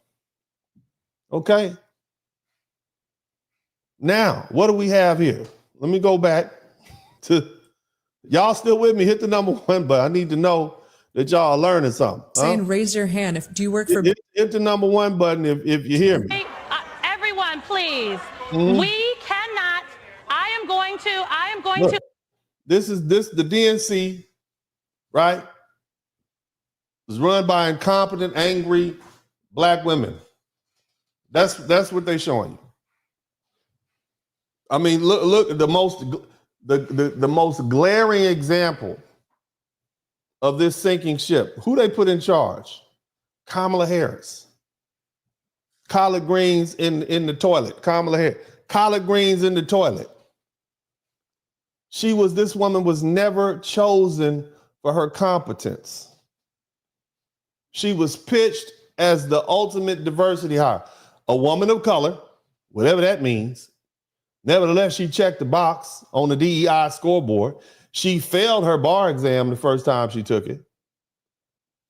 Yet somehow she rose through the ranks. Okay, she slept her way to power using the former San Francisco mayor, Willie Brown, as a stepping stone. He gave her some cushy jobs. He was mayor at the time. She's unpopular in her own party. Remember, she dropped out of the 2020 race, didn't win one primary, but somehow she became the vice president of the United States. Huh?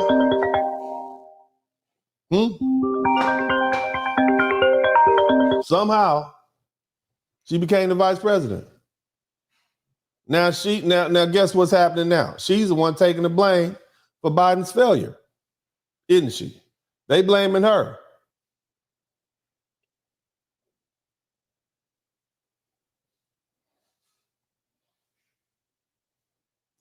They're blaming her for it.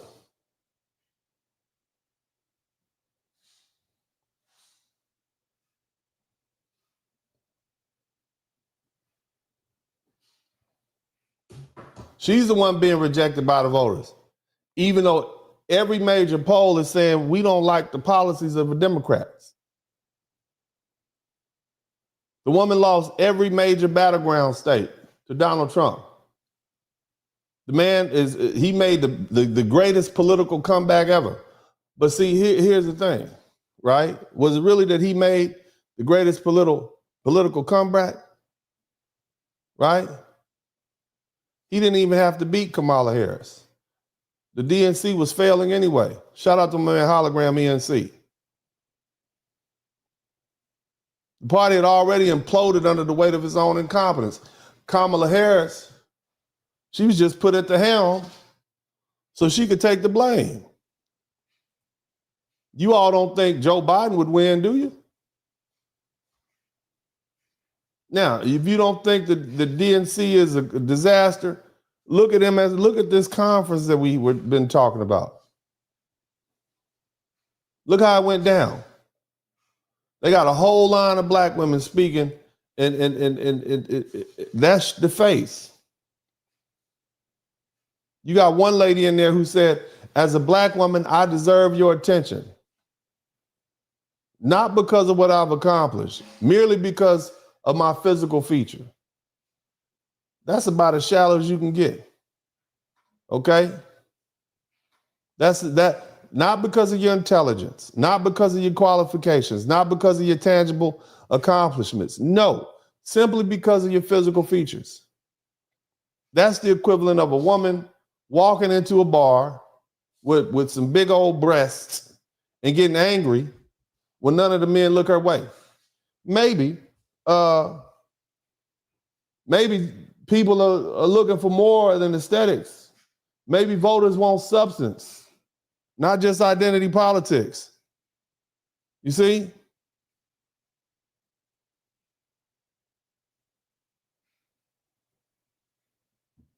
And this right here is exactly why identity politics is dying. Look, it's a dead movement.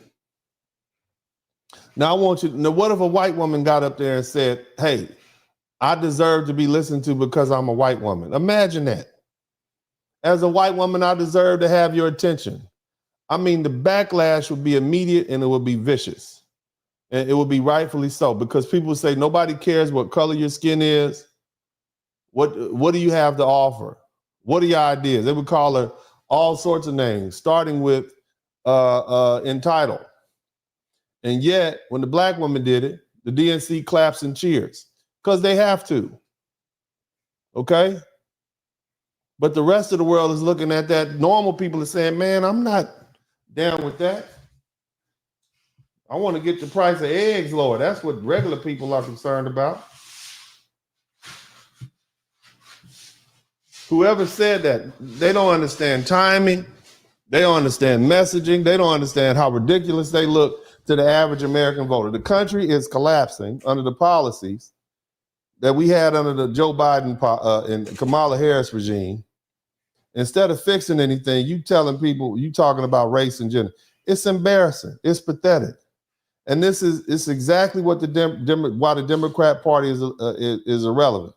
The Democrat Party has become a joke, and voters know it. And at this point, the DNC doesn't really have a lot of credibility. The party's a failure. They push defund the police. They push open border. They push radical gender ideology. They push Biden as the unifier. And now he's the most unpopular president in modern history, a former president. And guess who's the shield? They got black leaders, men and women, being used as the final shield and the last attempt to delay to take the fall. That's what they did. Okay? The economy matters. Crime matters. That's where we at. And when you see stuff like that, man, the constant whimpering and whining, it's embarrassing. Playing the professional victims. Woman got more eyelashes than hair on her head. You understand? And it's not like we don't have competent black women who can play leadership roles. You got women up there singing old made-up Negro spirituals. I want you sisters to recognize, black women, this is what you get. This is what you get when you get in there. Wow, she really turned an open. This is what you get. Next. next DNC chair, and I just want to give you all a little bit of something that's been on my heart stuck with the Democrats over the as far as last they're couple concerned. days. You fight That's you. on, That's your you representation. fight on, you fight on, you fight on when you're. And brothers, you know better. Let me go back to this dude. Look, hold on. This sassy fella right here, that's your representation. You see? It's like these people wake up every day and remind themselves to be oppressed. Instead of demanding better schools, they demand affirmative action. Instead of demanding safer communities, they demand to defund the police. Instead of demanding economic opportunity, they demand handouts. All the while playing professional victims. It's a sad situation. And it's everything that our foundational Black American ancestors and our Black ancestors in general, because you got some Marcus Garveys in there too. Okay? This is everything they fought against. And yet they think this is a winning strategy. It's a clown show. It is straight up plantation politics. Y'all still with me? Hit the #1 button. And y'all make sure y'all get my likes up. This is plantation politics. Where my likes at? Let's hold off for a minute. Let me do some maintenance and upkeep. What my likes look like? Where my wrench mob at? Somebody make sure they hit the like button.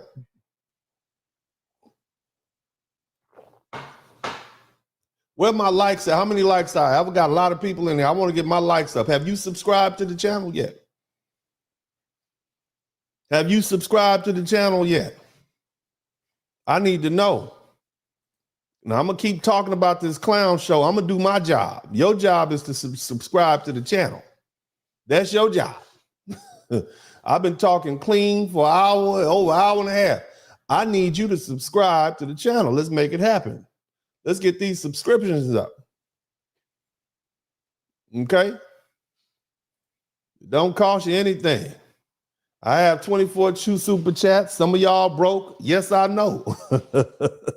But it doesn't cost anything for you to subscribe, though. So go ahead and subscribe. Take this time to subscribe. Matter of fact, I got a little treat for y'all. Somebody type ice baby. Somebody type, shout out to Big Bass, like he keeps the hits coming. Somebody type ice baby in the chat room. And in the meantime, y'all take this opportunity to subscribe to the channel. Hit the like button. And if you learn something, feel free to go ahead and contribute. We're going to be right back. Somebody type ice baby in the chat. Know what it means to miss New Orleans and miss it each night and day.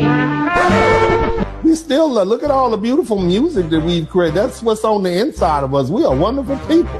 This man just sat up here and said, this is what we voted for. And this is a Hispanic man. So how can you then tell us that we owe you something when your own people are saying this is the intention that they planned for? Don't be upset now that you took forever to get your paperwork in order and you never did it. The real American told you, if you don't do it the right way, if you don't follow the law, you're going to be put. So you were warned. It's nothing to do with racism. You were warned. Even still, I've yet to see any Irish or Scotsman or British people being sent back.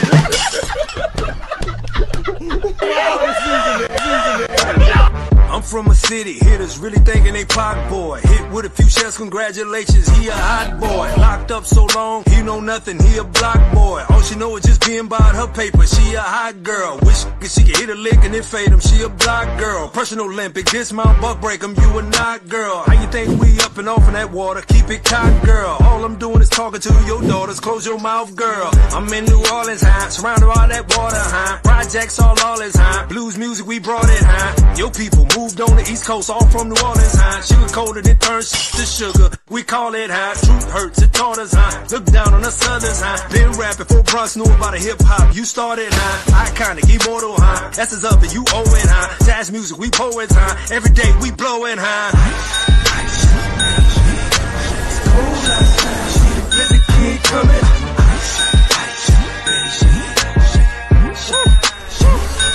Cold with it.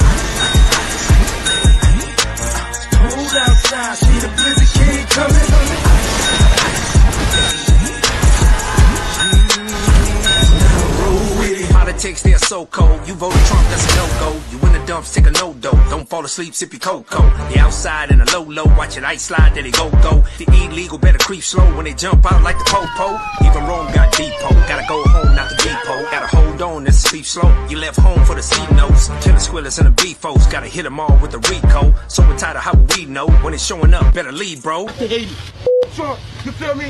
Yo, Biden forever, bro. Thank Obama for everything that he did.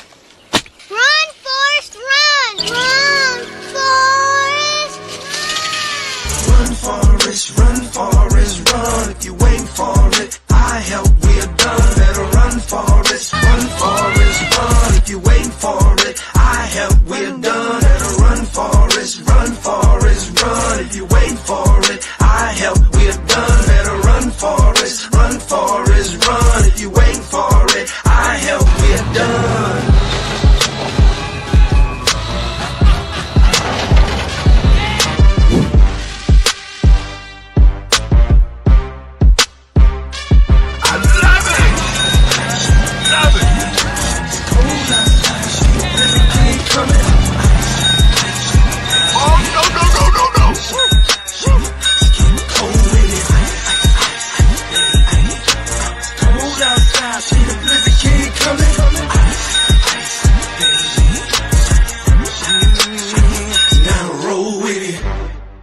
For decades, they put forth an effort to try to intimidate black people who live there and force them out the city.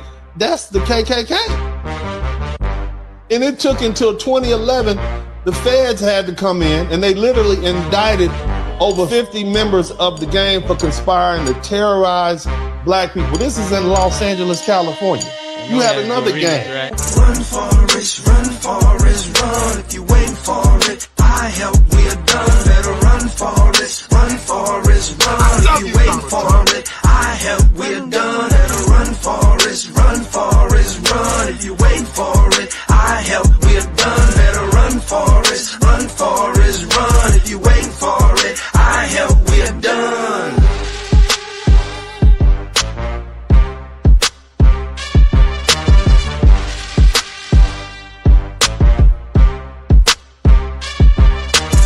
They made their bed, they had allies, and they basically sit on their allies. So they have to eat the karma that they created for themselves. I will not be doing anything that could potentially make.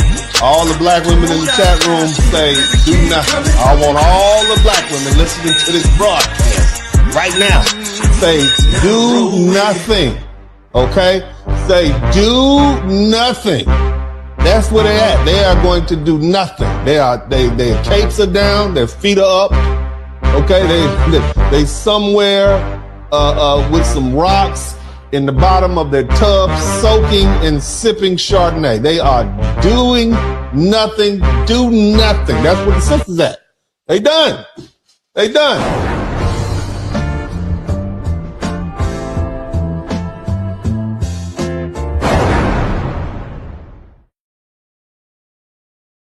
There it is. Shout out to Big Bass Light Boy. I don't know how he makes these music so cool. The man does everything. Shout out to Big Bass Light, baby. Yeah, man, do nothing. That's what I'm thinking. Look, I don't tell him what to make. I purposely stay out of his creative process. I say nothing to him. He come up with this stuff on his own. Okay, I love all the people out there, man. I want to see you do well. I'm just speaking on behalf of black men. I'm an advocate for black men, and I'm just telling you what they thinking. Now, he came up with this song called Ice Ice Baby. Okay, now I know that Vanilla Ice is, and his people might want to send me a letter. I didn't write it. I'm just playing it. Okay, I'm not taking credit for the copyright or nothing. You understand me? Nevertheless, man, that's a banging song. Shout out to the NO, baby. You heard me? What's happening? Look, we need to get these likes up now. Where were we at? We are talking about this DNC, and we got 26 super chats. Hopefully we can get to 30. That'll be purdy. You all being here. Again, I just want to restate. We're talking about the DNC, and we're talking about this hot mess of a here at home. Okay. Party that the other, but brothers, that's your representation, right? Brothers and sisters, these two people are your representation right there. This is what's being portrayed for black folk. Okay. right here. I want you to see. This is our representation, okay? I want you to take a look. I got this old bootleg. That's us. That's who they have. Sassy black men, okay, and EJ. All right. I mean, strong, masculine looking black. This is who the Democrat Party wants for us. Nevertheless, they're still black. Okay. They're still black. And the whole world sees this Democratic Party as for what it is. And now that it's going down in flames, they put you at the helm. It's basically a clown show. Okay. You got Large Marge and Sassy Sam, okay, out here, right? And then you got this other lady over here who thinks she can sing her way to political power. That's who you got. She got up there belting out some old Negro spiritual that was somehow supposed to make people take her serious. She can't even sing that good. Let's just speak the truth. I could probably sing better than her. I feel like I can sing better. I feel like I can do better than her. Nevertheless, she can't even sing that good. What makes her think she'll be a good candidate? She got up there and started singing like it's 1845. And we had, and we just left the cotton fields, huddled around a fire in the woods somewhere. That's what she got going on. Thought she was invoking the spirit of our ancestors. But instead, she just perverted the very cause they fought for. We sang Negro spirituals because they were, number one, spiritual. Okay? They weren't out there fighting for so we could beg for scraps. They didn't fight and give their lives so we can sing for votes. They didn't fight so we could become walking, talking stereotypes of weakness and dependency. They fought for freedom and liberty in the face of overwhelming injustice. And now these modern day clowns have reduced black political representation to a straight up minstrel show. And I'm honestly surprised that they didn't twerk at the event like the Kamala Harris rally.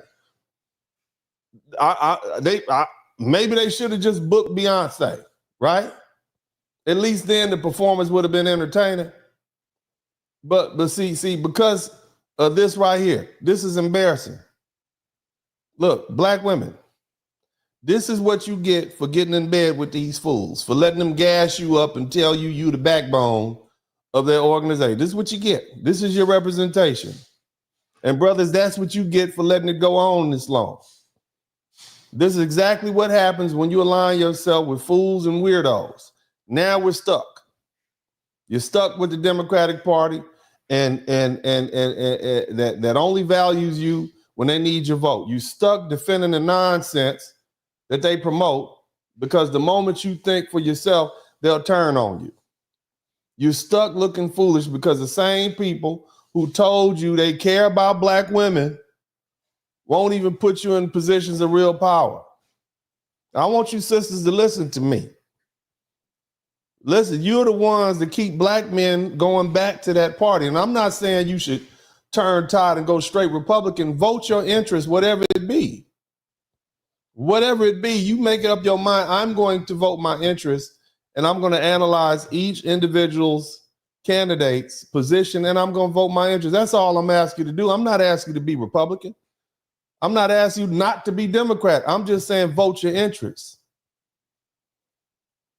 Because see, now we stuck looking foolish because the same people who told you they care about you got you out here looking bad, singing on stage. That's all they ever let you do, stand on stage and sing and cry and play the victim. And you're okay with this. This is not power. This is plantation. This is a plantation revival. That's what this is. That's all it is. Fight on, oh, that's what this fight is. On. Wow, she really turned an opening. Now, if that's what black leadership looks like under the Democratic Party, then we're lost.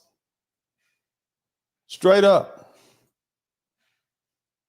We went from Frederick Douglass to twerking at political rallies. We went from Malcolm X to crying about pronouns and microaggressions. We went from Marcus Garvey to begging white liberals for permission to succeed. And you want to call this progress? This isn't progress. This is plantation politics in a new form. They keep black people in a perpetual state of dependency. They keep black people focused on nonsense instead of real issues. They keep black people playing the victim while the world moves on without us. And now they're using black women as the final line of defense, the last shield before the whole party collapse. But here's the problem. It's not working anymore. It's not working anymore. Black people are waking up. Brothers are leaving the party in record numbers. Even black women are starting to see through this scam. Shout out to the sisters. Shout out to the brothers who's thinking for themselves. Because see, when the best they have to offer is a bunch of singing and crying and tomfoolery. You fight on when your government is doing you wrong. Why would anybody take that seriously? The Democrat Party is just a joke, and they know it, and this is why they're losing, and this is why they continue to lose, because this is not leadership, it's not strength, and it's not progress, it's a circus. And when the last act of the show is over, when the final song has been sung, when the last race card has been played, when the last victim cries, they'll be left standing looking confused, wondering why nobody's clapping anymore. It's because the audience is left. Now, needless to say, this is ridiculous, okay? But this media role in promoting the worst of black culture, we need to stop putting these people on TV. Let me just say that, because see, for decades, the media has deliberately showcased the worst aspects of black America, always amplifying stereotypes instead of real representation. I think we all can agree on that. And this tactic, it dates back to the minstrel shows in the era of the 19th century and the early 20th century. You got black people being portrayed as buffoons, loud, foolish, and submissive. The first silent films and early radio programs, it reinforced these images. Hollywood followed suit for a century. Now, fast forward to today, right? You got the same elites running the media that continue to promote loud, obnoxious, ghetto black women and weak, effeminate black men as black culture, while ignoring the intelligent, hardworking, family-oriented black men and black women who truly represent our community. Look at what happened in the 1960s, the civil rights movement. Black leaders, you got Dr. Martin Luther King and Malcolm X, who spoke about self-respect and economic empowerment and family values. But then in the 1970s and 80s, Hollywood and the music industry pushed gang culture and hypersexuality and destructive behaviors in Black America. They did that. And by the 1990s and the 2000s, black men in the mainstream media, they portrayed us as criminals, hyper-masculine thugs, or some weak, docile, sex-starved pushover, simp. These were not organic images, right? They were carefully curated, and they helped redefine what it means to be black. That's why I'm happy that legacy media is out the door. Now, yeah, you got black women rising through the ranks of the Democratic Party, but at what cost? Are y'all with me? Make sure, are you with me? At what cost, sisters? At what cost? Now, on behalf of the normal, we can say normal again now. On behalf of the normal, everyday black folk who aren't defined by where they place their sexual parts, right? They don't represent us. Okay? We don't want to be known as loud and aggressive. Sisters, I want you sisters to listen to me. You will no longer allow people to define you as loud and aggressive and as abrasive and angry. You're not going to let them do that to you anymore. You're not going to accept that. You got this abrasive black woman on stage. She's disrespectful, self-absorbed, narcissistic. I ain't talking about this one. This was just fresh off the plantation. You understand? Yet she's representing the Democratic Party, the same party that labels itself as the party of love. But what is it spewing? It's spewing hate and intolerance for people with differing opinions.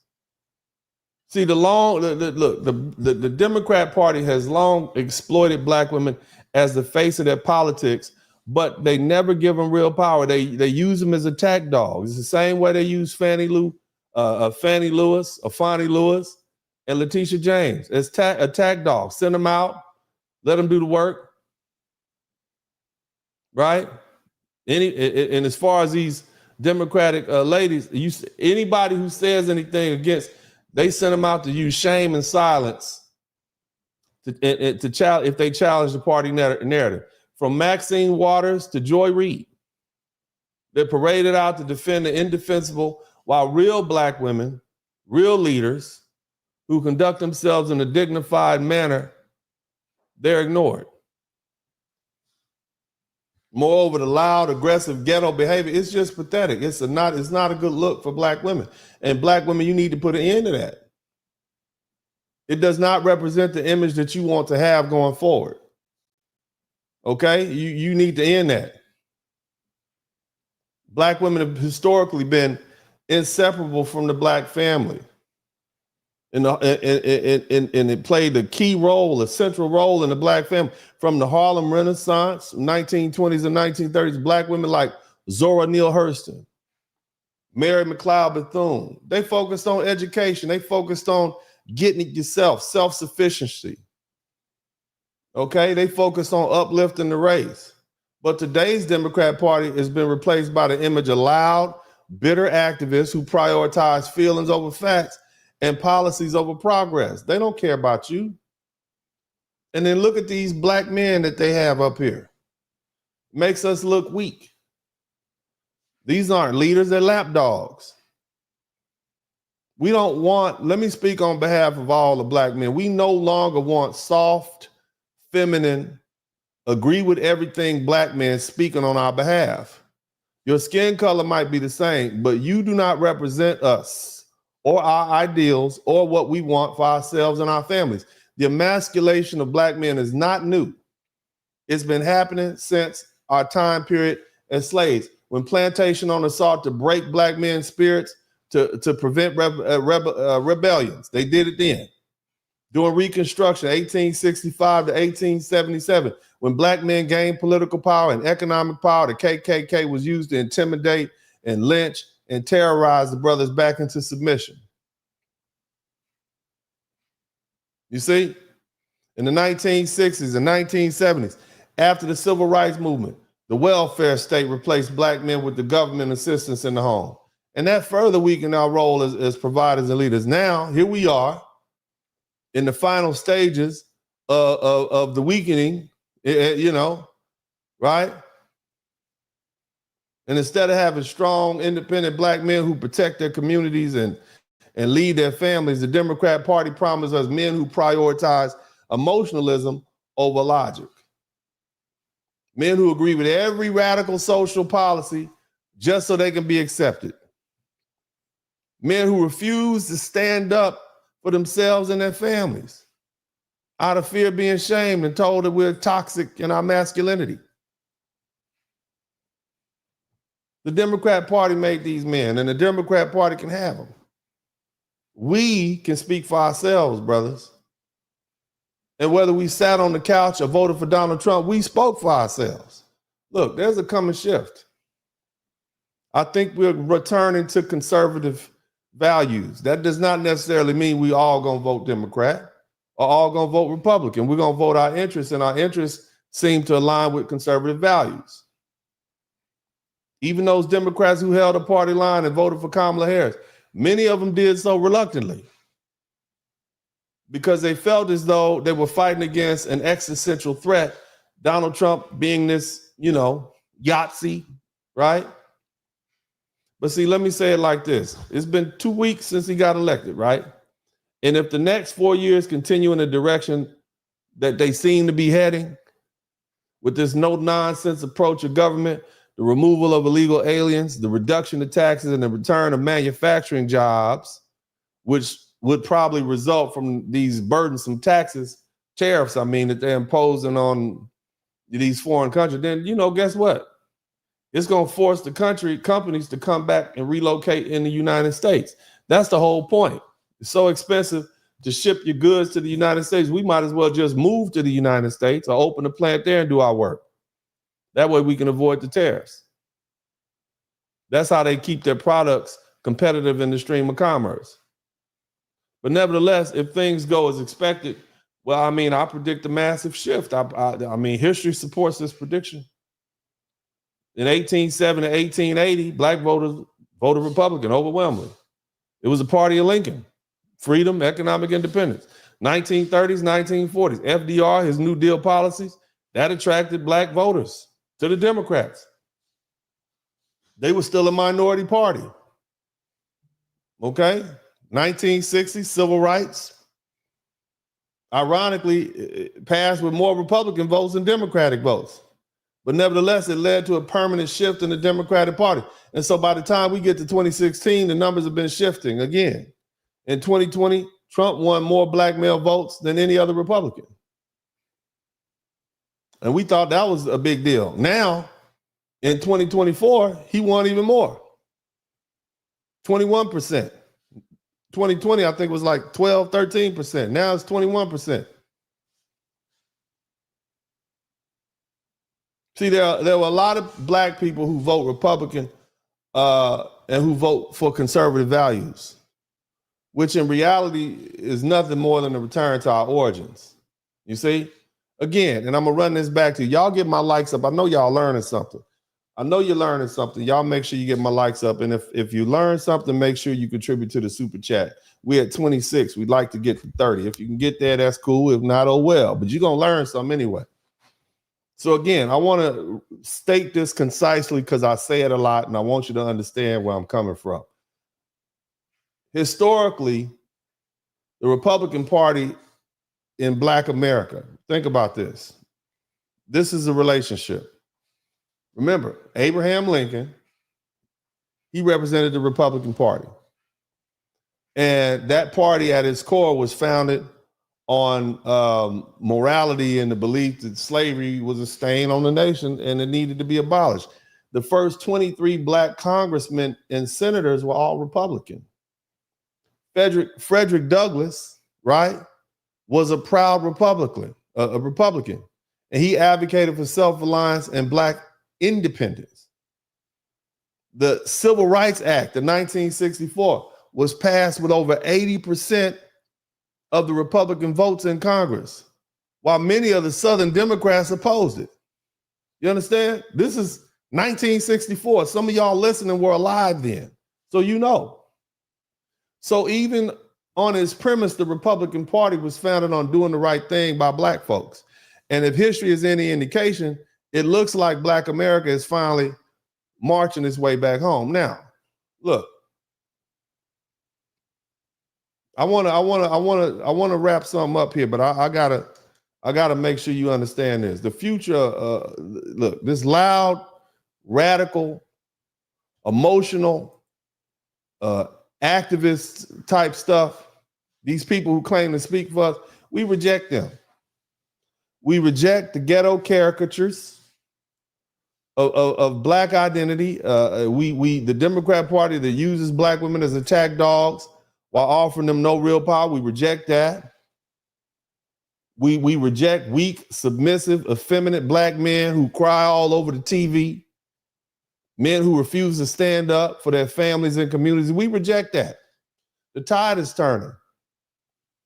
And in 2024, the Democratic Party felt that because Black America is waking up and it's time, and then we're not coming back this time. What you see happening is an exit of decent, normal black people. Okay, that's what you see happen. decent, regular. Somebody type regular in the chat room. Regular, normal black people are exiting the Democratic Party. That's what you see happening. And there's nothing wrong with that. Now, again, you know, we're talking about Democrats putting black people in the positions of power and making them the faces of failure, not even real power. That's kind of what we hit on. But I want to take the opportunity right now to give a big shout out to everybody who contributed to the Super Chat, the Cash App, and the PayPal. I want to do that right now before I forget. So let's go ahead and shout out to my man Depressed. Thank you for the $5 super sticker. Shout out to Black Sand. Thank you for the $1.99. Barry Little said, this is why serious black candidates like Greg Marcel Dixon can't get elected. Thank you so much, fam. I appreciate it. We try to get to 30. We still stuck at 26. We got 26 super chats, man. I've been spitting this hot flame to y'all for the past 2 hours, man. 26 super chats. Y'all can do better than that, man. Let's try to get to 28 or 29, even if we don't get to 30. All right, 29 will be fine. Let's see if we can get to 29.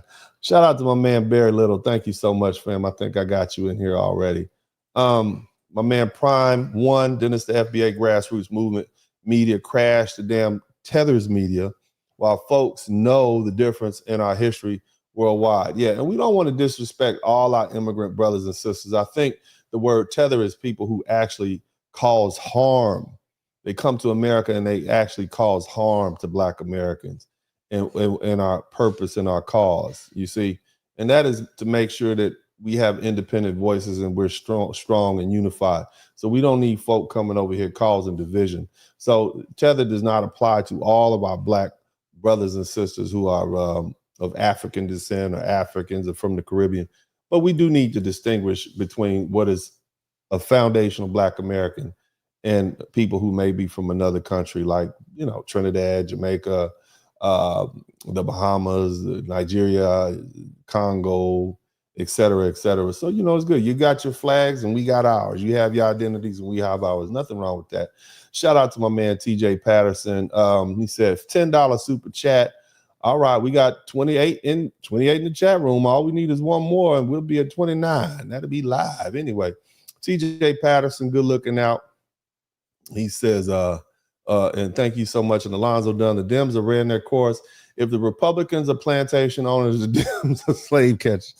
Yeah, man, it's like, damn, you know, but again, vote your interest. I want you guys to understand when I say vote your interest, I mean vote your interest. I'm not telling you to run over to the Republican Party.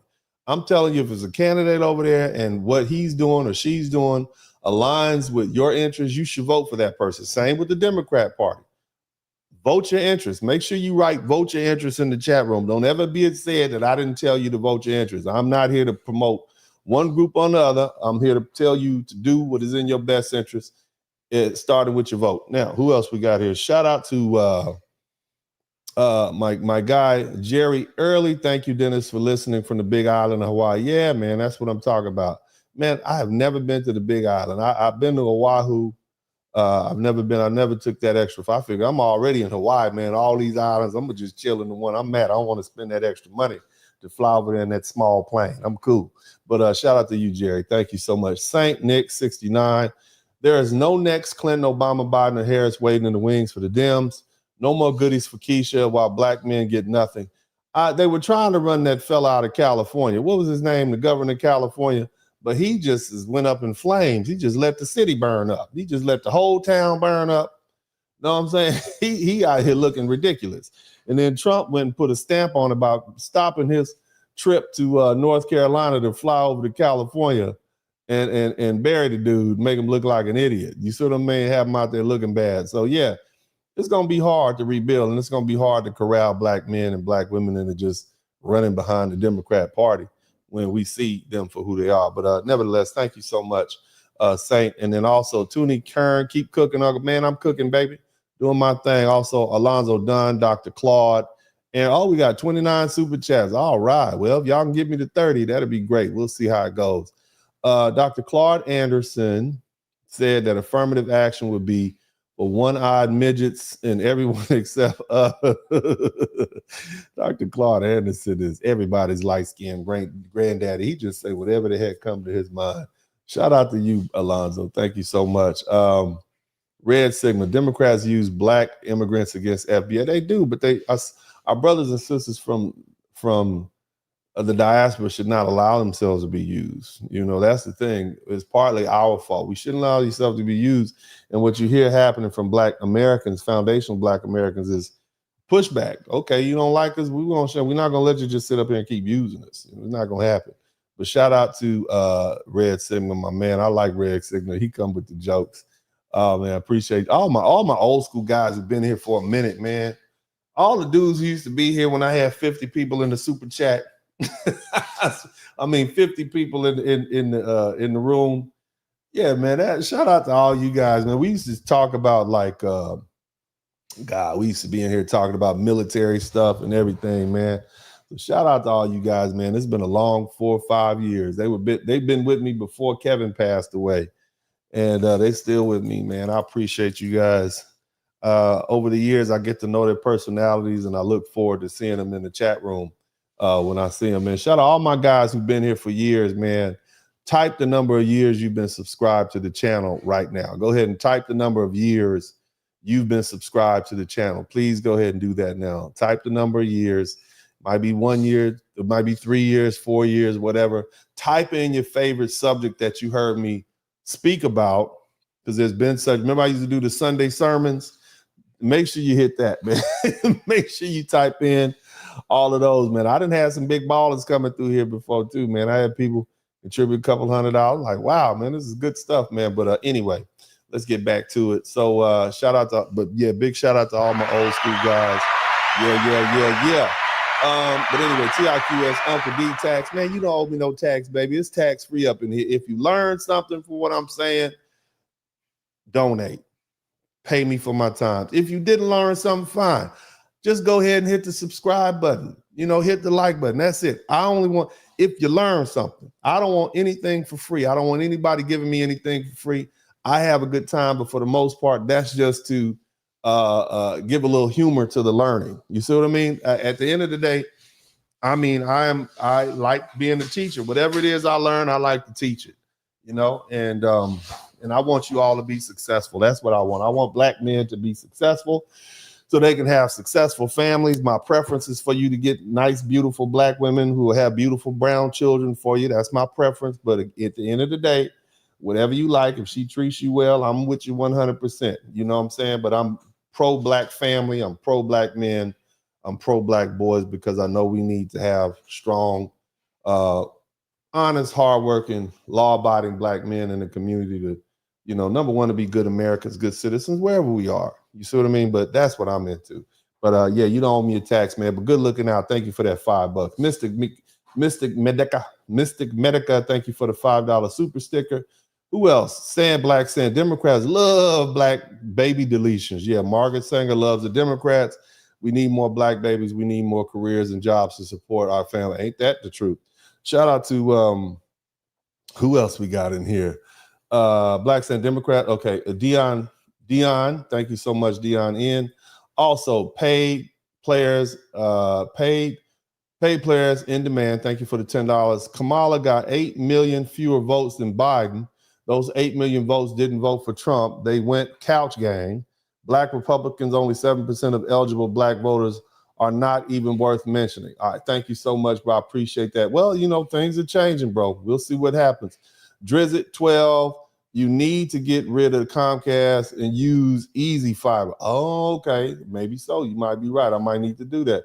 Shout out to James J302, J330. Thank you for the $2.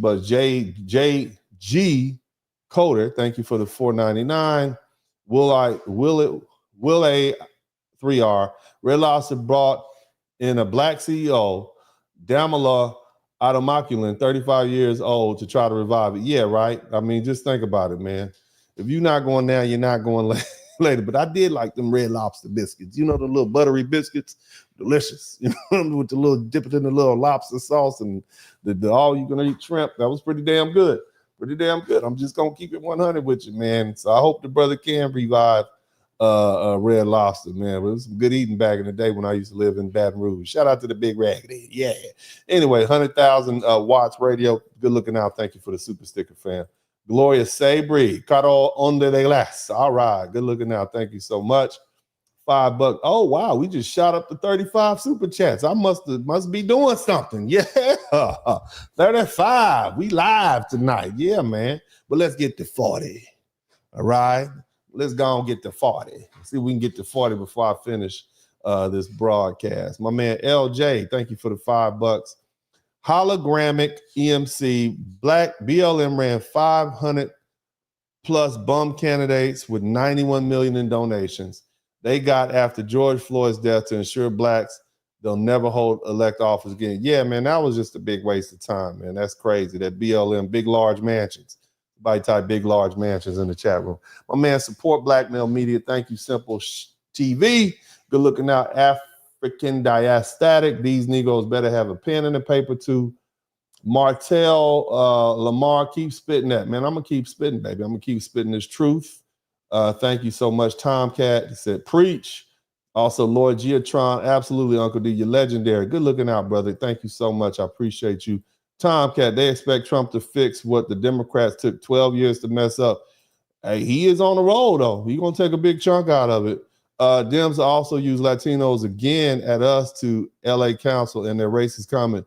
Yeah, it's just terrible. You know what I'm saying? It's just unfortunate. Ursa Mahan Worlds, thank you so much for the super sticker. TIQS, the best stream I like was one-on-one discussion with Kevin right before he died in Miami. Your collab in New York. Oh, yeah, thanks, fam. I appreciate that, man. Rest in peace to the great Kevin Sammy. Do you think you will do a throwback panel? I do. Yeah, I do them every now and then, man. But I have so much there's so much going on right now. Okay, there's so much going on right now. Like what I'm doing is just kind of getting it out there. You see what I mean? Every now and then I have a throwback panel. I will do that from time to time, but for the most part, just to keep it moving and kind of keep it time. I mean, we used to have some 3-hour, 4-hour panels, man. I'm tired at night. You know what I'm talking about, baby? I'm getting older, man. I got to take a nap. You know what I'm saying? So, yeah, man, but good looking out. Thank you for everybody who contributed to the Super Chat, the Cash App, and the PayPal. We have discussed a very serious topic tonight, and I want to kind of touch on a few things before we exit up out of here. Know what I'm talking about, baby? All right. Now, get a little mood music. Okay, let's go on to the top of it. All right. Mood music. Now, here's the thing. I went to number one. We got 36. I'll keep coming, man. We learning something. I'm hitting all the right folks. We learning something. Keep on contributing, man. But here's the thing, man. Only if you learn something, though. Now, shout out to everybody who contributed. Appreciate y'all.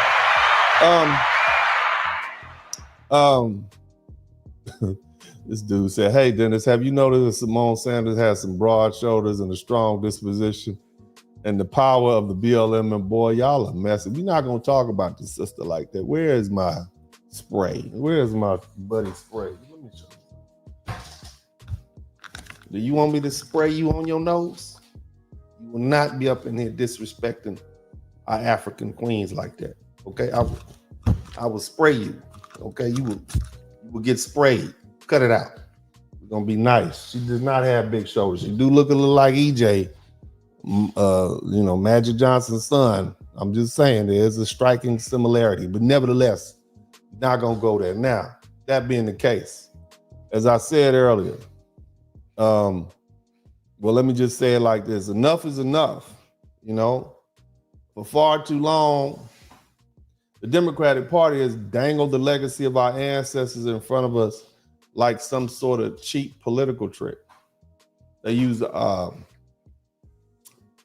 blood, the sweat, and the sacrifices that Black people fought for to try to get some real freedom to push an agenda that has nothing to do with us. They always invoked in Dr. Martin Luther King's name. Did you notice that? But see, the thing is, let me tell you something. Decent Black men and women are waking up, and that's a good thing.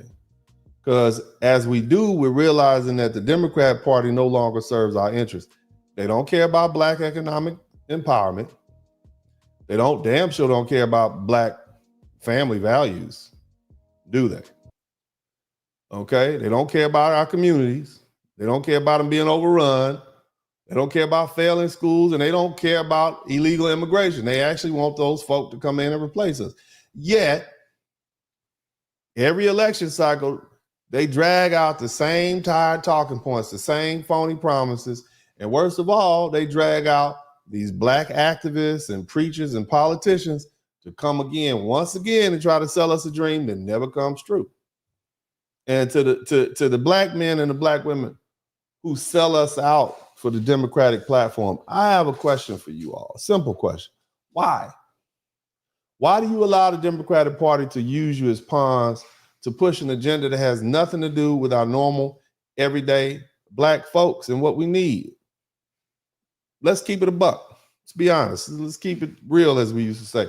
The modern Democratic Party platform has nothing to do with black progress. It's about putting privileged, weak men from WASP families in dresses and forcing us to call them women. That's what it's about. It's about making sure illegal immigrants flood this country in record numbers, only for them to come here and practice the same anti-black racism that we fought against right here for centuries. Shout out to my man, CJ the Enforcer. Good looking out, brother. Thank you for that super chat. That's what they're about, though. Shout out to my man Nerd and FDNYY. We might get to 40. That'll be outstanding. But let me get back to what I'm trying to say. Let me tell you this. That's what they're about. They're about men in dresses. They're about flooding the community with illegal immigrants who don't like us per se. And yet some of you black men and some of you black women stand on stage and you invoke the spirit of Harriet Tubman and Frederick Douglass and Malcolm X only to push policies that undermine everything our ancestors fought for. Look, man, shame on you. Our ancestors didn't die for this nonsense. Our ancestors fought and died for freedom, not dependence. They fought for their families, not for fatherless homes. They fought for ownership, not government welfare. Shout out to Lord Jiggatron. Welcome back to the membership. Equality is what they wanted, not manufactured oppression and narratives. But the Democrat Party has perverted the legacy beyond even recognition. Shout out to my man Alonzo Dunn. I mean, I want you to think about it. Do you really think Frederick Douglass fought against slavery so that a confused, rich white boy can wear lipstick and play in women's sports? I mean, do you think that? Do you think the Tuskegee Airmen risked their lives so that black communities could be overrun by foreign nationals who refuse to hire us, but will open up businesses in our neighborhoods? Do you think that Rosa Parks sat on the back of the bus so the black men could be replaced by drag queens reading stories to children in public schools? Nah, they didn't. And I can speak on behalf of our people, and I know they didn't. The Democratic Party is a fraud. And those of you who just defend it are complicit in this betrayal against black folk. Brothers, black men, especially if you're politically, you one of these people on TV, you one of those, stop being weak lapdogs for the left. Black men, stand up. Stop letting the Democrat Party emasculate you and pacify you and strip you of your leadership. They want you to be docile. They want you to be obedient. They want you to be soft. They don't want you to help us build wealth. They don't want you to set up policies that help form good families. They don't even want you thinking for yourself. They want you to be their sidekick to their political agenda and just back up every ridiculous policy they push, no matter how destructive it is to our people. You brothers need to stand up if you're in that party. Now, black women, stop. Look, I love you, okay? But you gotta let me talk to you. Like, stop selling your dignity for political acceptance. And I say that with love. And I'm gonna say it again. Stop letting the Democrat Party use you as attack dogs for an agenda that doesn't serve you or us as a group. They only bring you out when they need you. They bring you out to yell at black men and call us useless. That's when they bring you out. They bring you out to defend policies that keep you single and dependent on the government. That's when they bring you out to shame anyone who dares to challenge the Democratic narrative. They use you, sister. But where has that gotten you? Higher rates of depression, broken families, a government that treats you like a disposable vote rather than women of value. Black women, you deserve better than being paraded around as a political mascot every election cycle, only to be ignored once the votes are counted. The Democrats have made black people a joke, and it's time the self-respecting, decent black folks in America walk away. The Democrat Party no longer respects us. They don't fear losing our votes because they believe they own us. They don't listen to our concerns. Why would they? They think we'll support them no matter what. And worst of all, they expect us to celebrate policies that actively harm us. But let's be clear about something. Black men are doing, I know the brothers are done being Democratic Party's punching bag. You heard what that brother said. All we good for is wearing dresses and we George Floyd. That's what you want us to do. So you can profit off of it. And I think black women are getting to the point they about done too. They're tired of all this emotional labor that the Democrat Party has them performing. This is somebody, all the black women in the chat room, somebody type resting. Okay, black women are resting. And I think I can speak on behalf of the majority, decent, hardworking black Americans. We're done being ignored and manipulated and used. And the exodus has begun.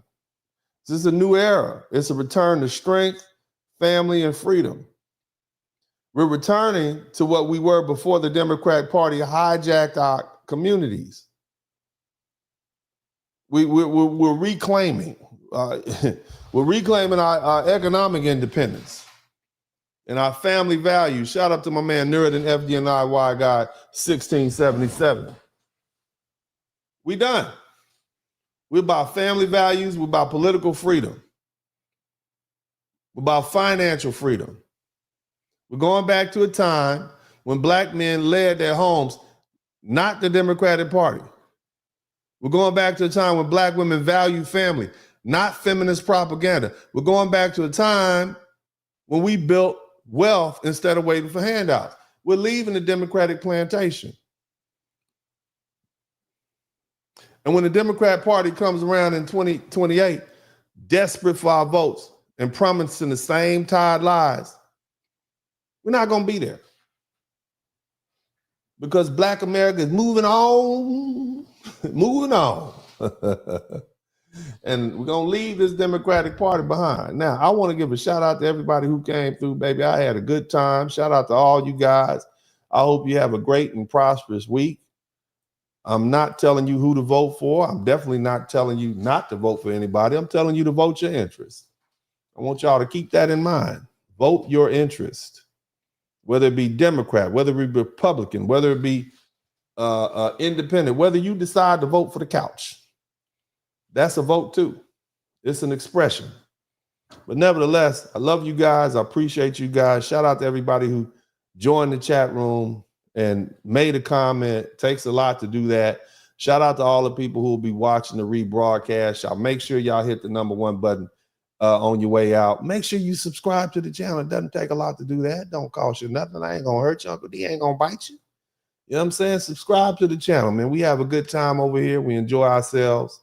Shout out to all the folks who came through, man. Shout out to all the ladies and gentlemen around the world. I appreciate you guys. And as I always say at this time, this is Uncle D, and I'm out.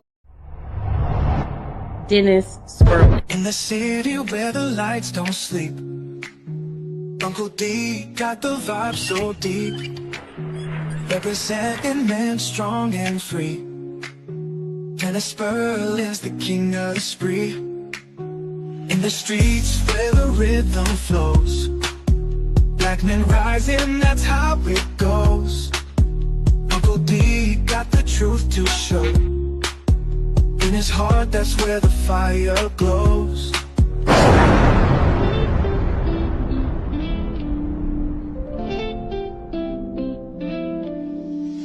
Late night tuning, light up the stream. Dennis Spurling, wisdom gleam. Voices whisper truth and insight. In his podcast, feel the light. Harmony in every word. Truth and laughter you've heard. Well, that's all right. Wave after wave of smooth delight. Dennis brings the dark to light. That's the Elizabeth, baby! Share the tales unfold. Stories born like morning gold. Feeling the wisdom in the subscribing like time after time. Black men, black men, black men, I want to salute you. Your incarceration rate is down, the education rate is up. We went from, we are doing great for ourselves. So you should salute yourself. Shout out to all the brothers out there, whether you're a truck driver or an engineer, whether you're an electrician or garbage man, a doctor, a lawyer, if you a hard-working brother, if you fresh out the penitentiary, but you on your grind and you doing it legal and you trying to make amends for yourself, man, I salute you too, brothers. God bless you. This is Uncle D, and you know, I'm out.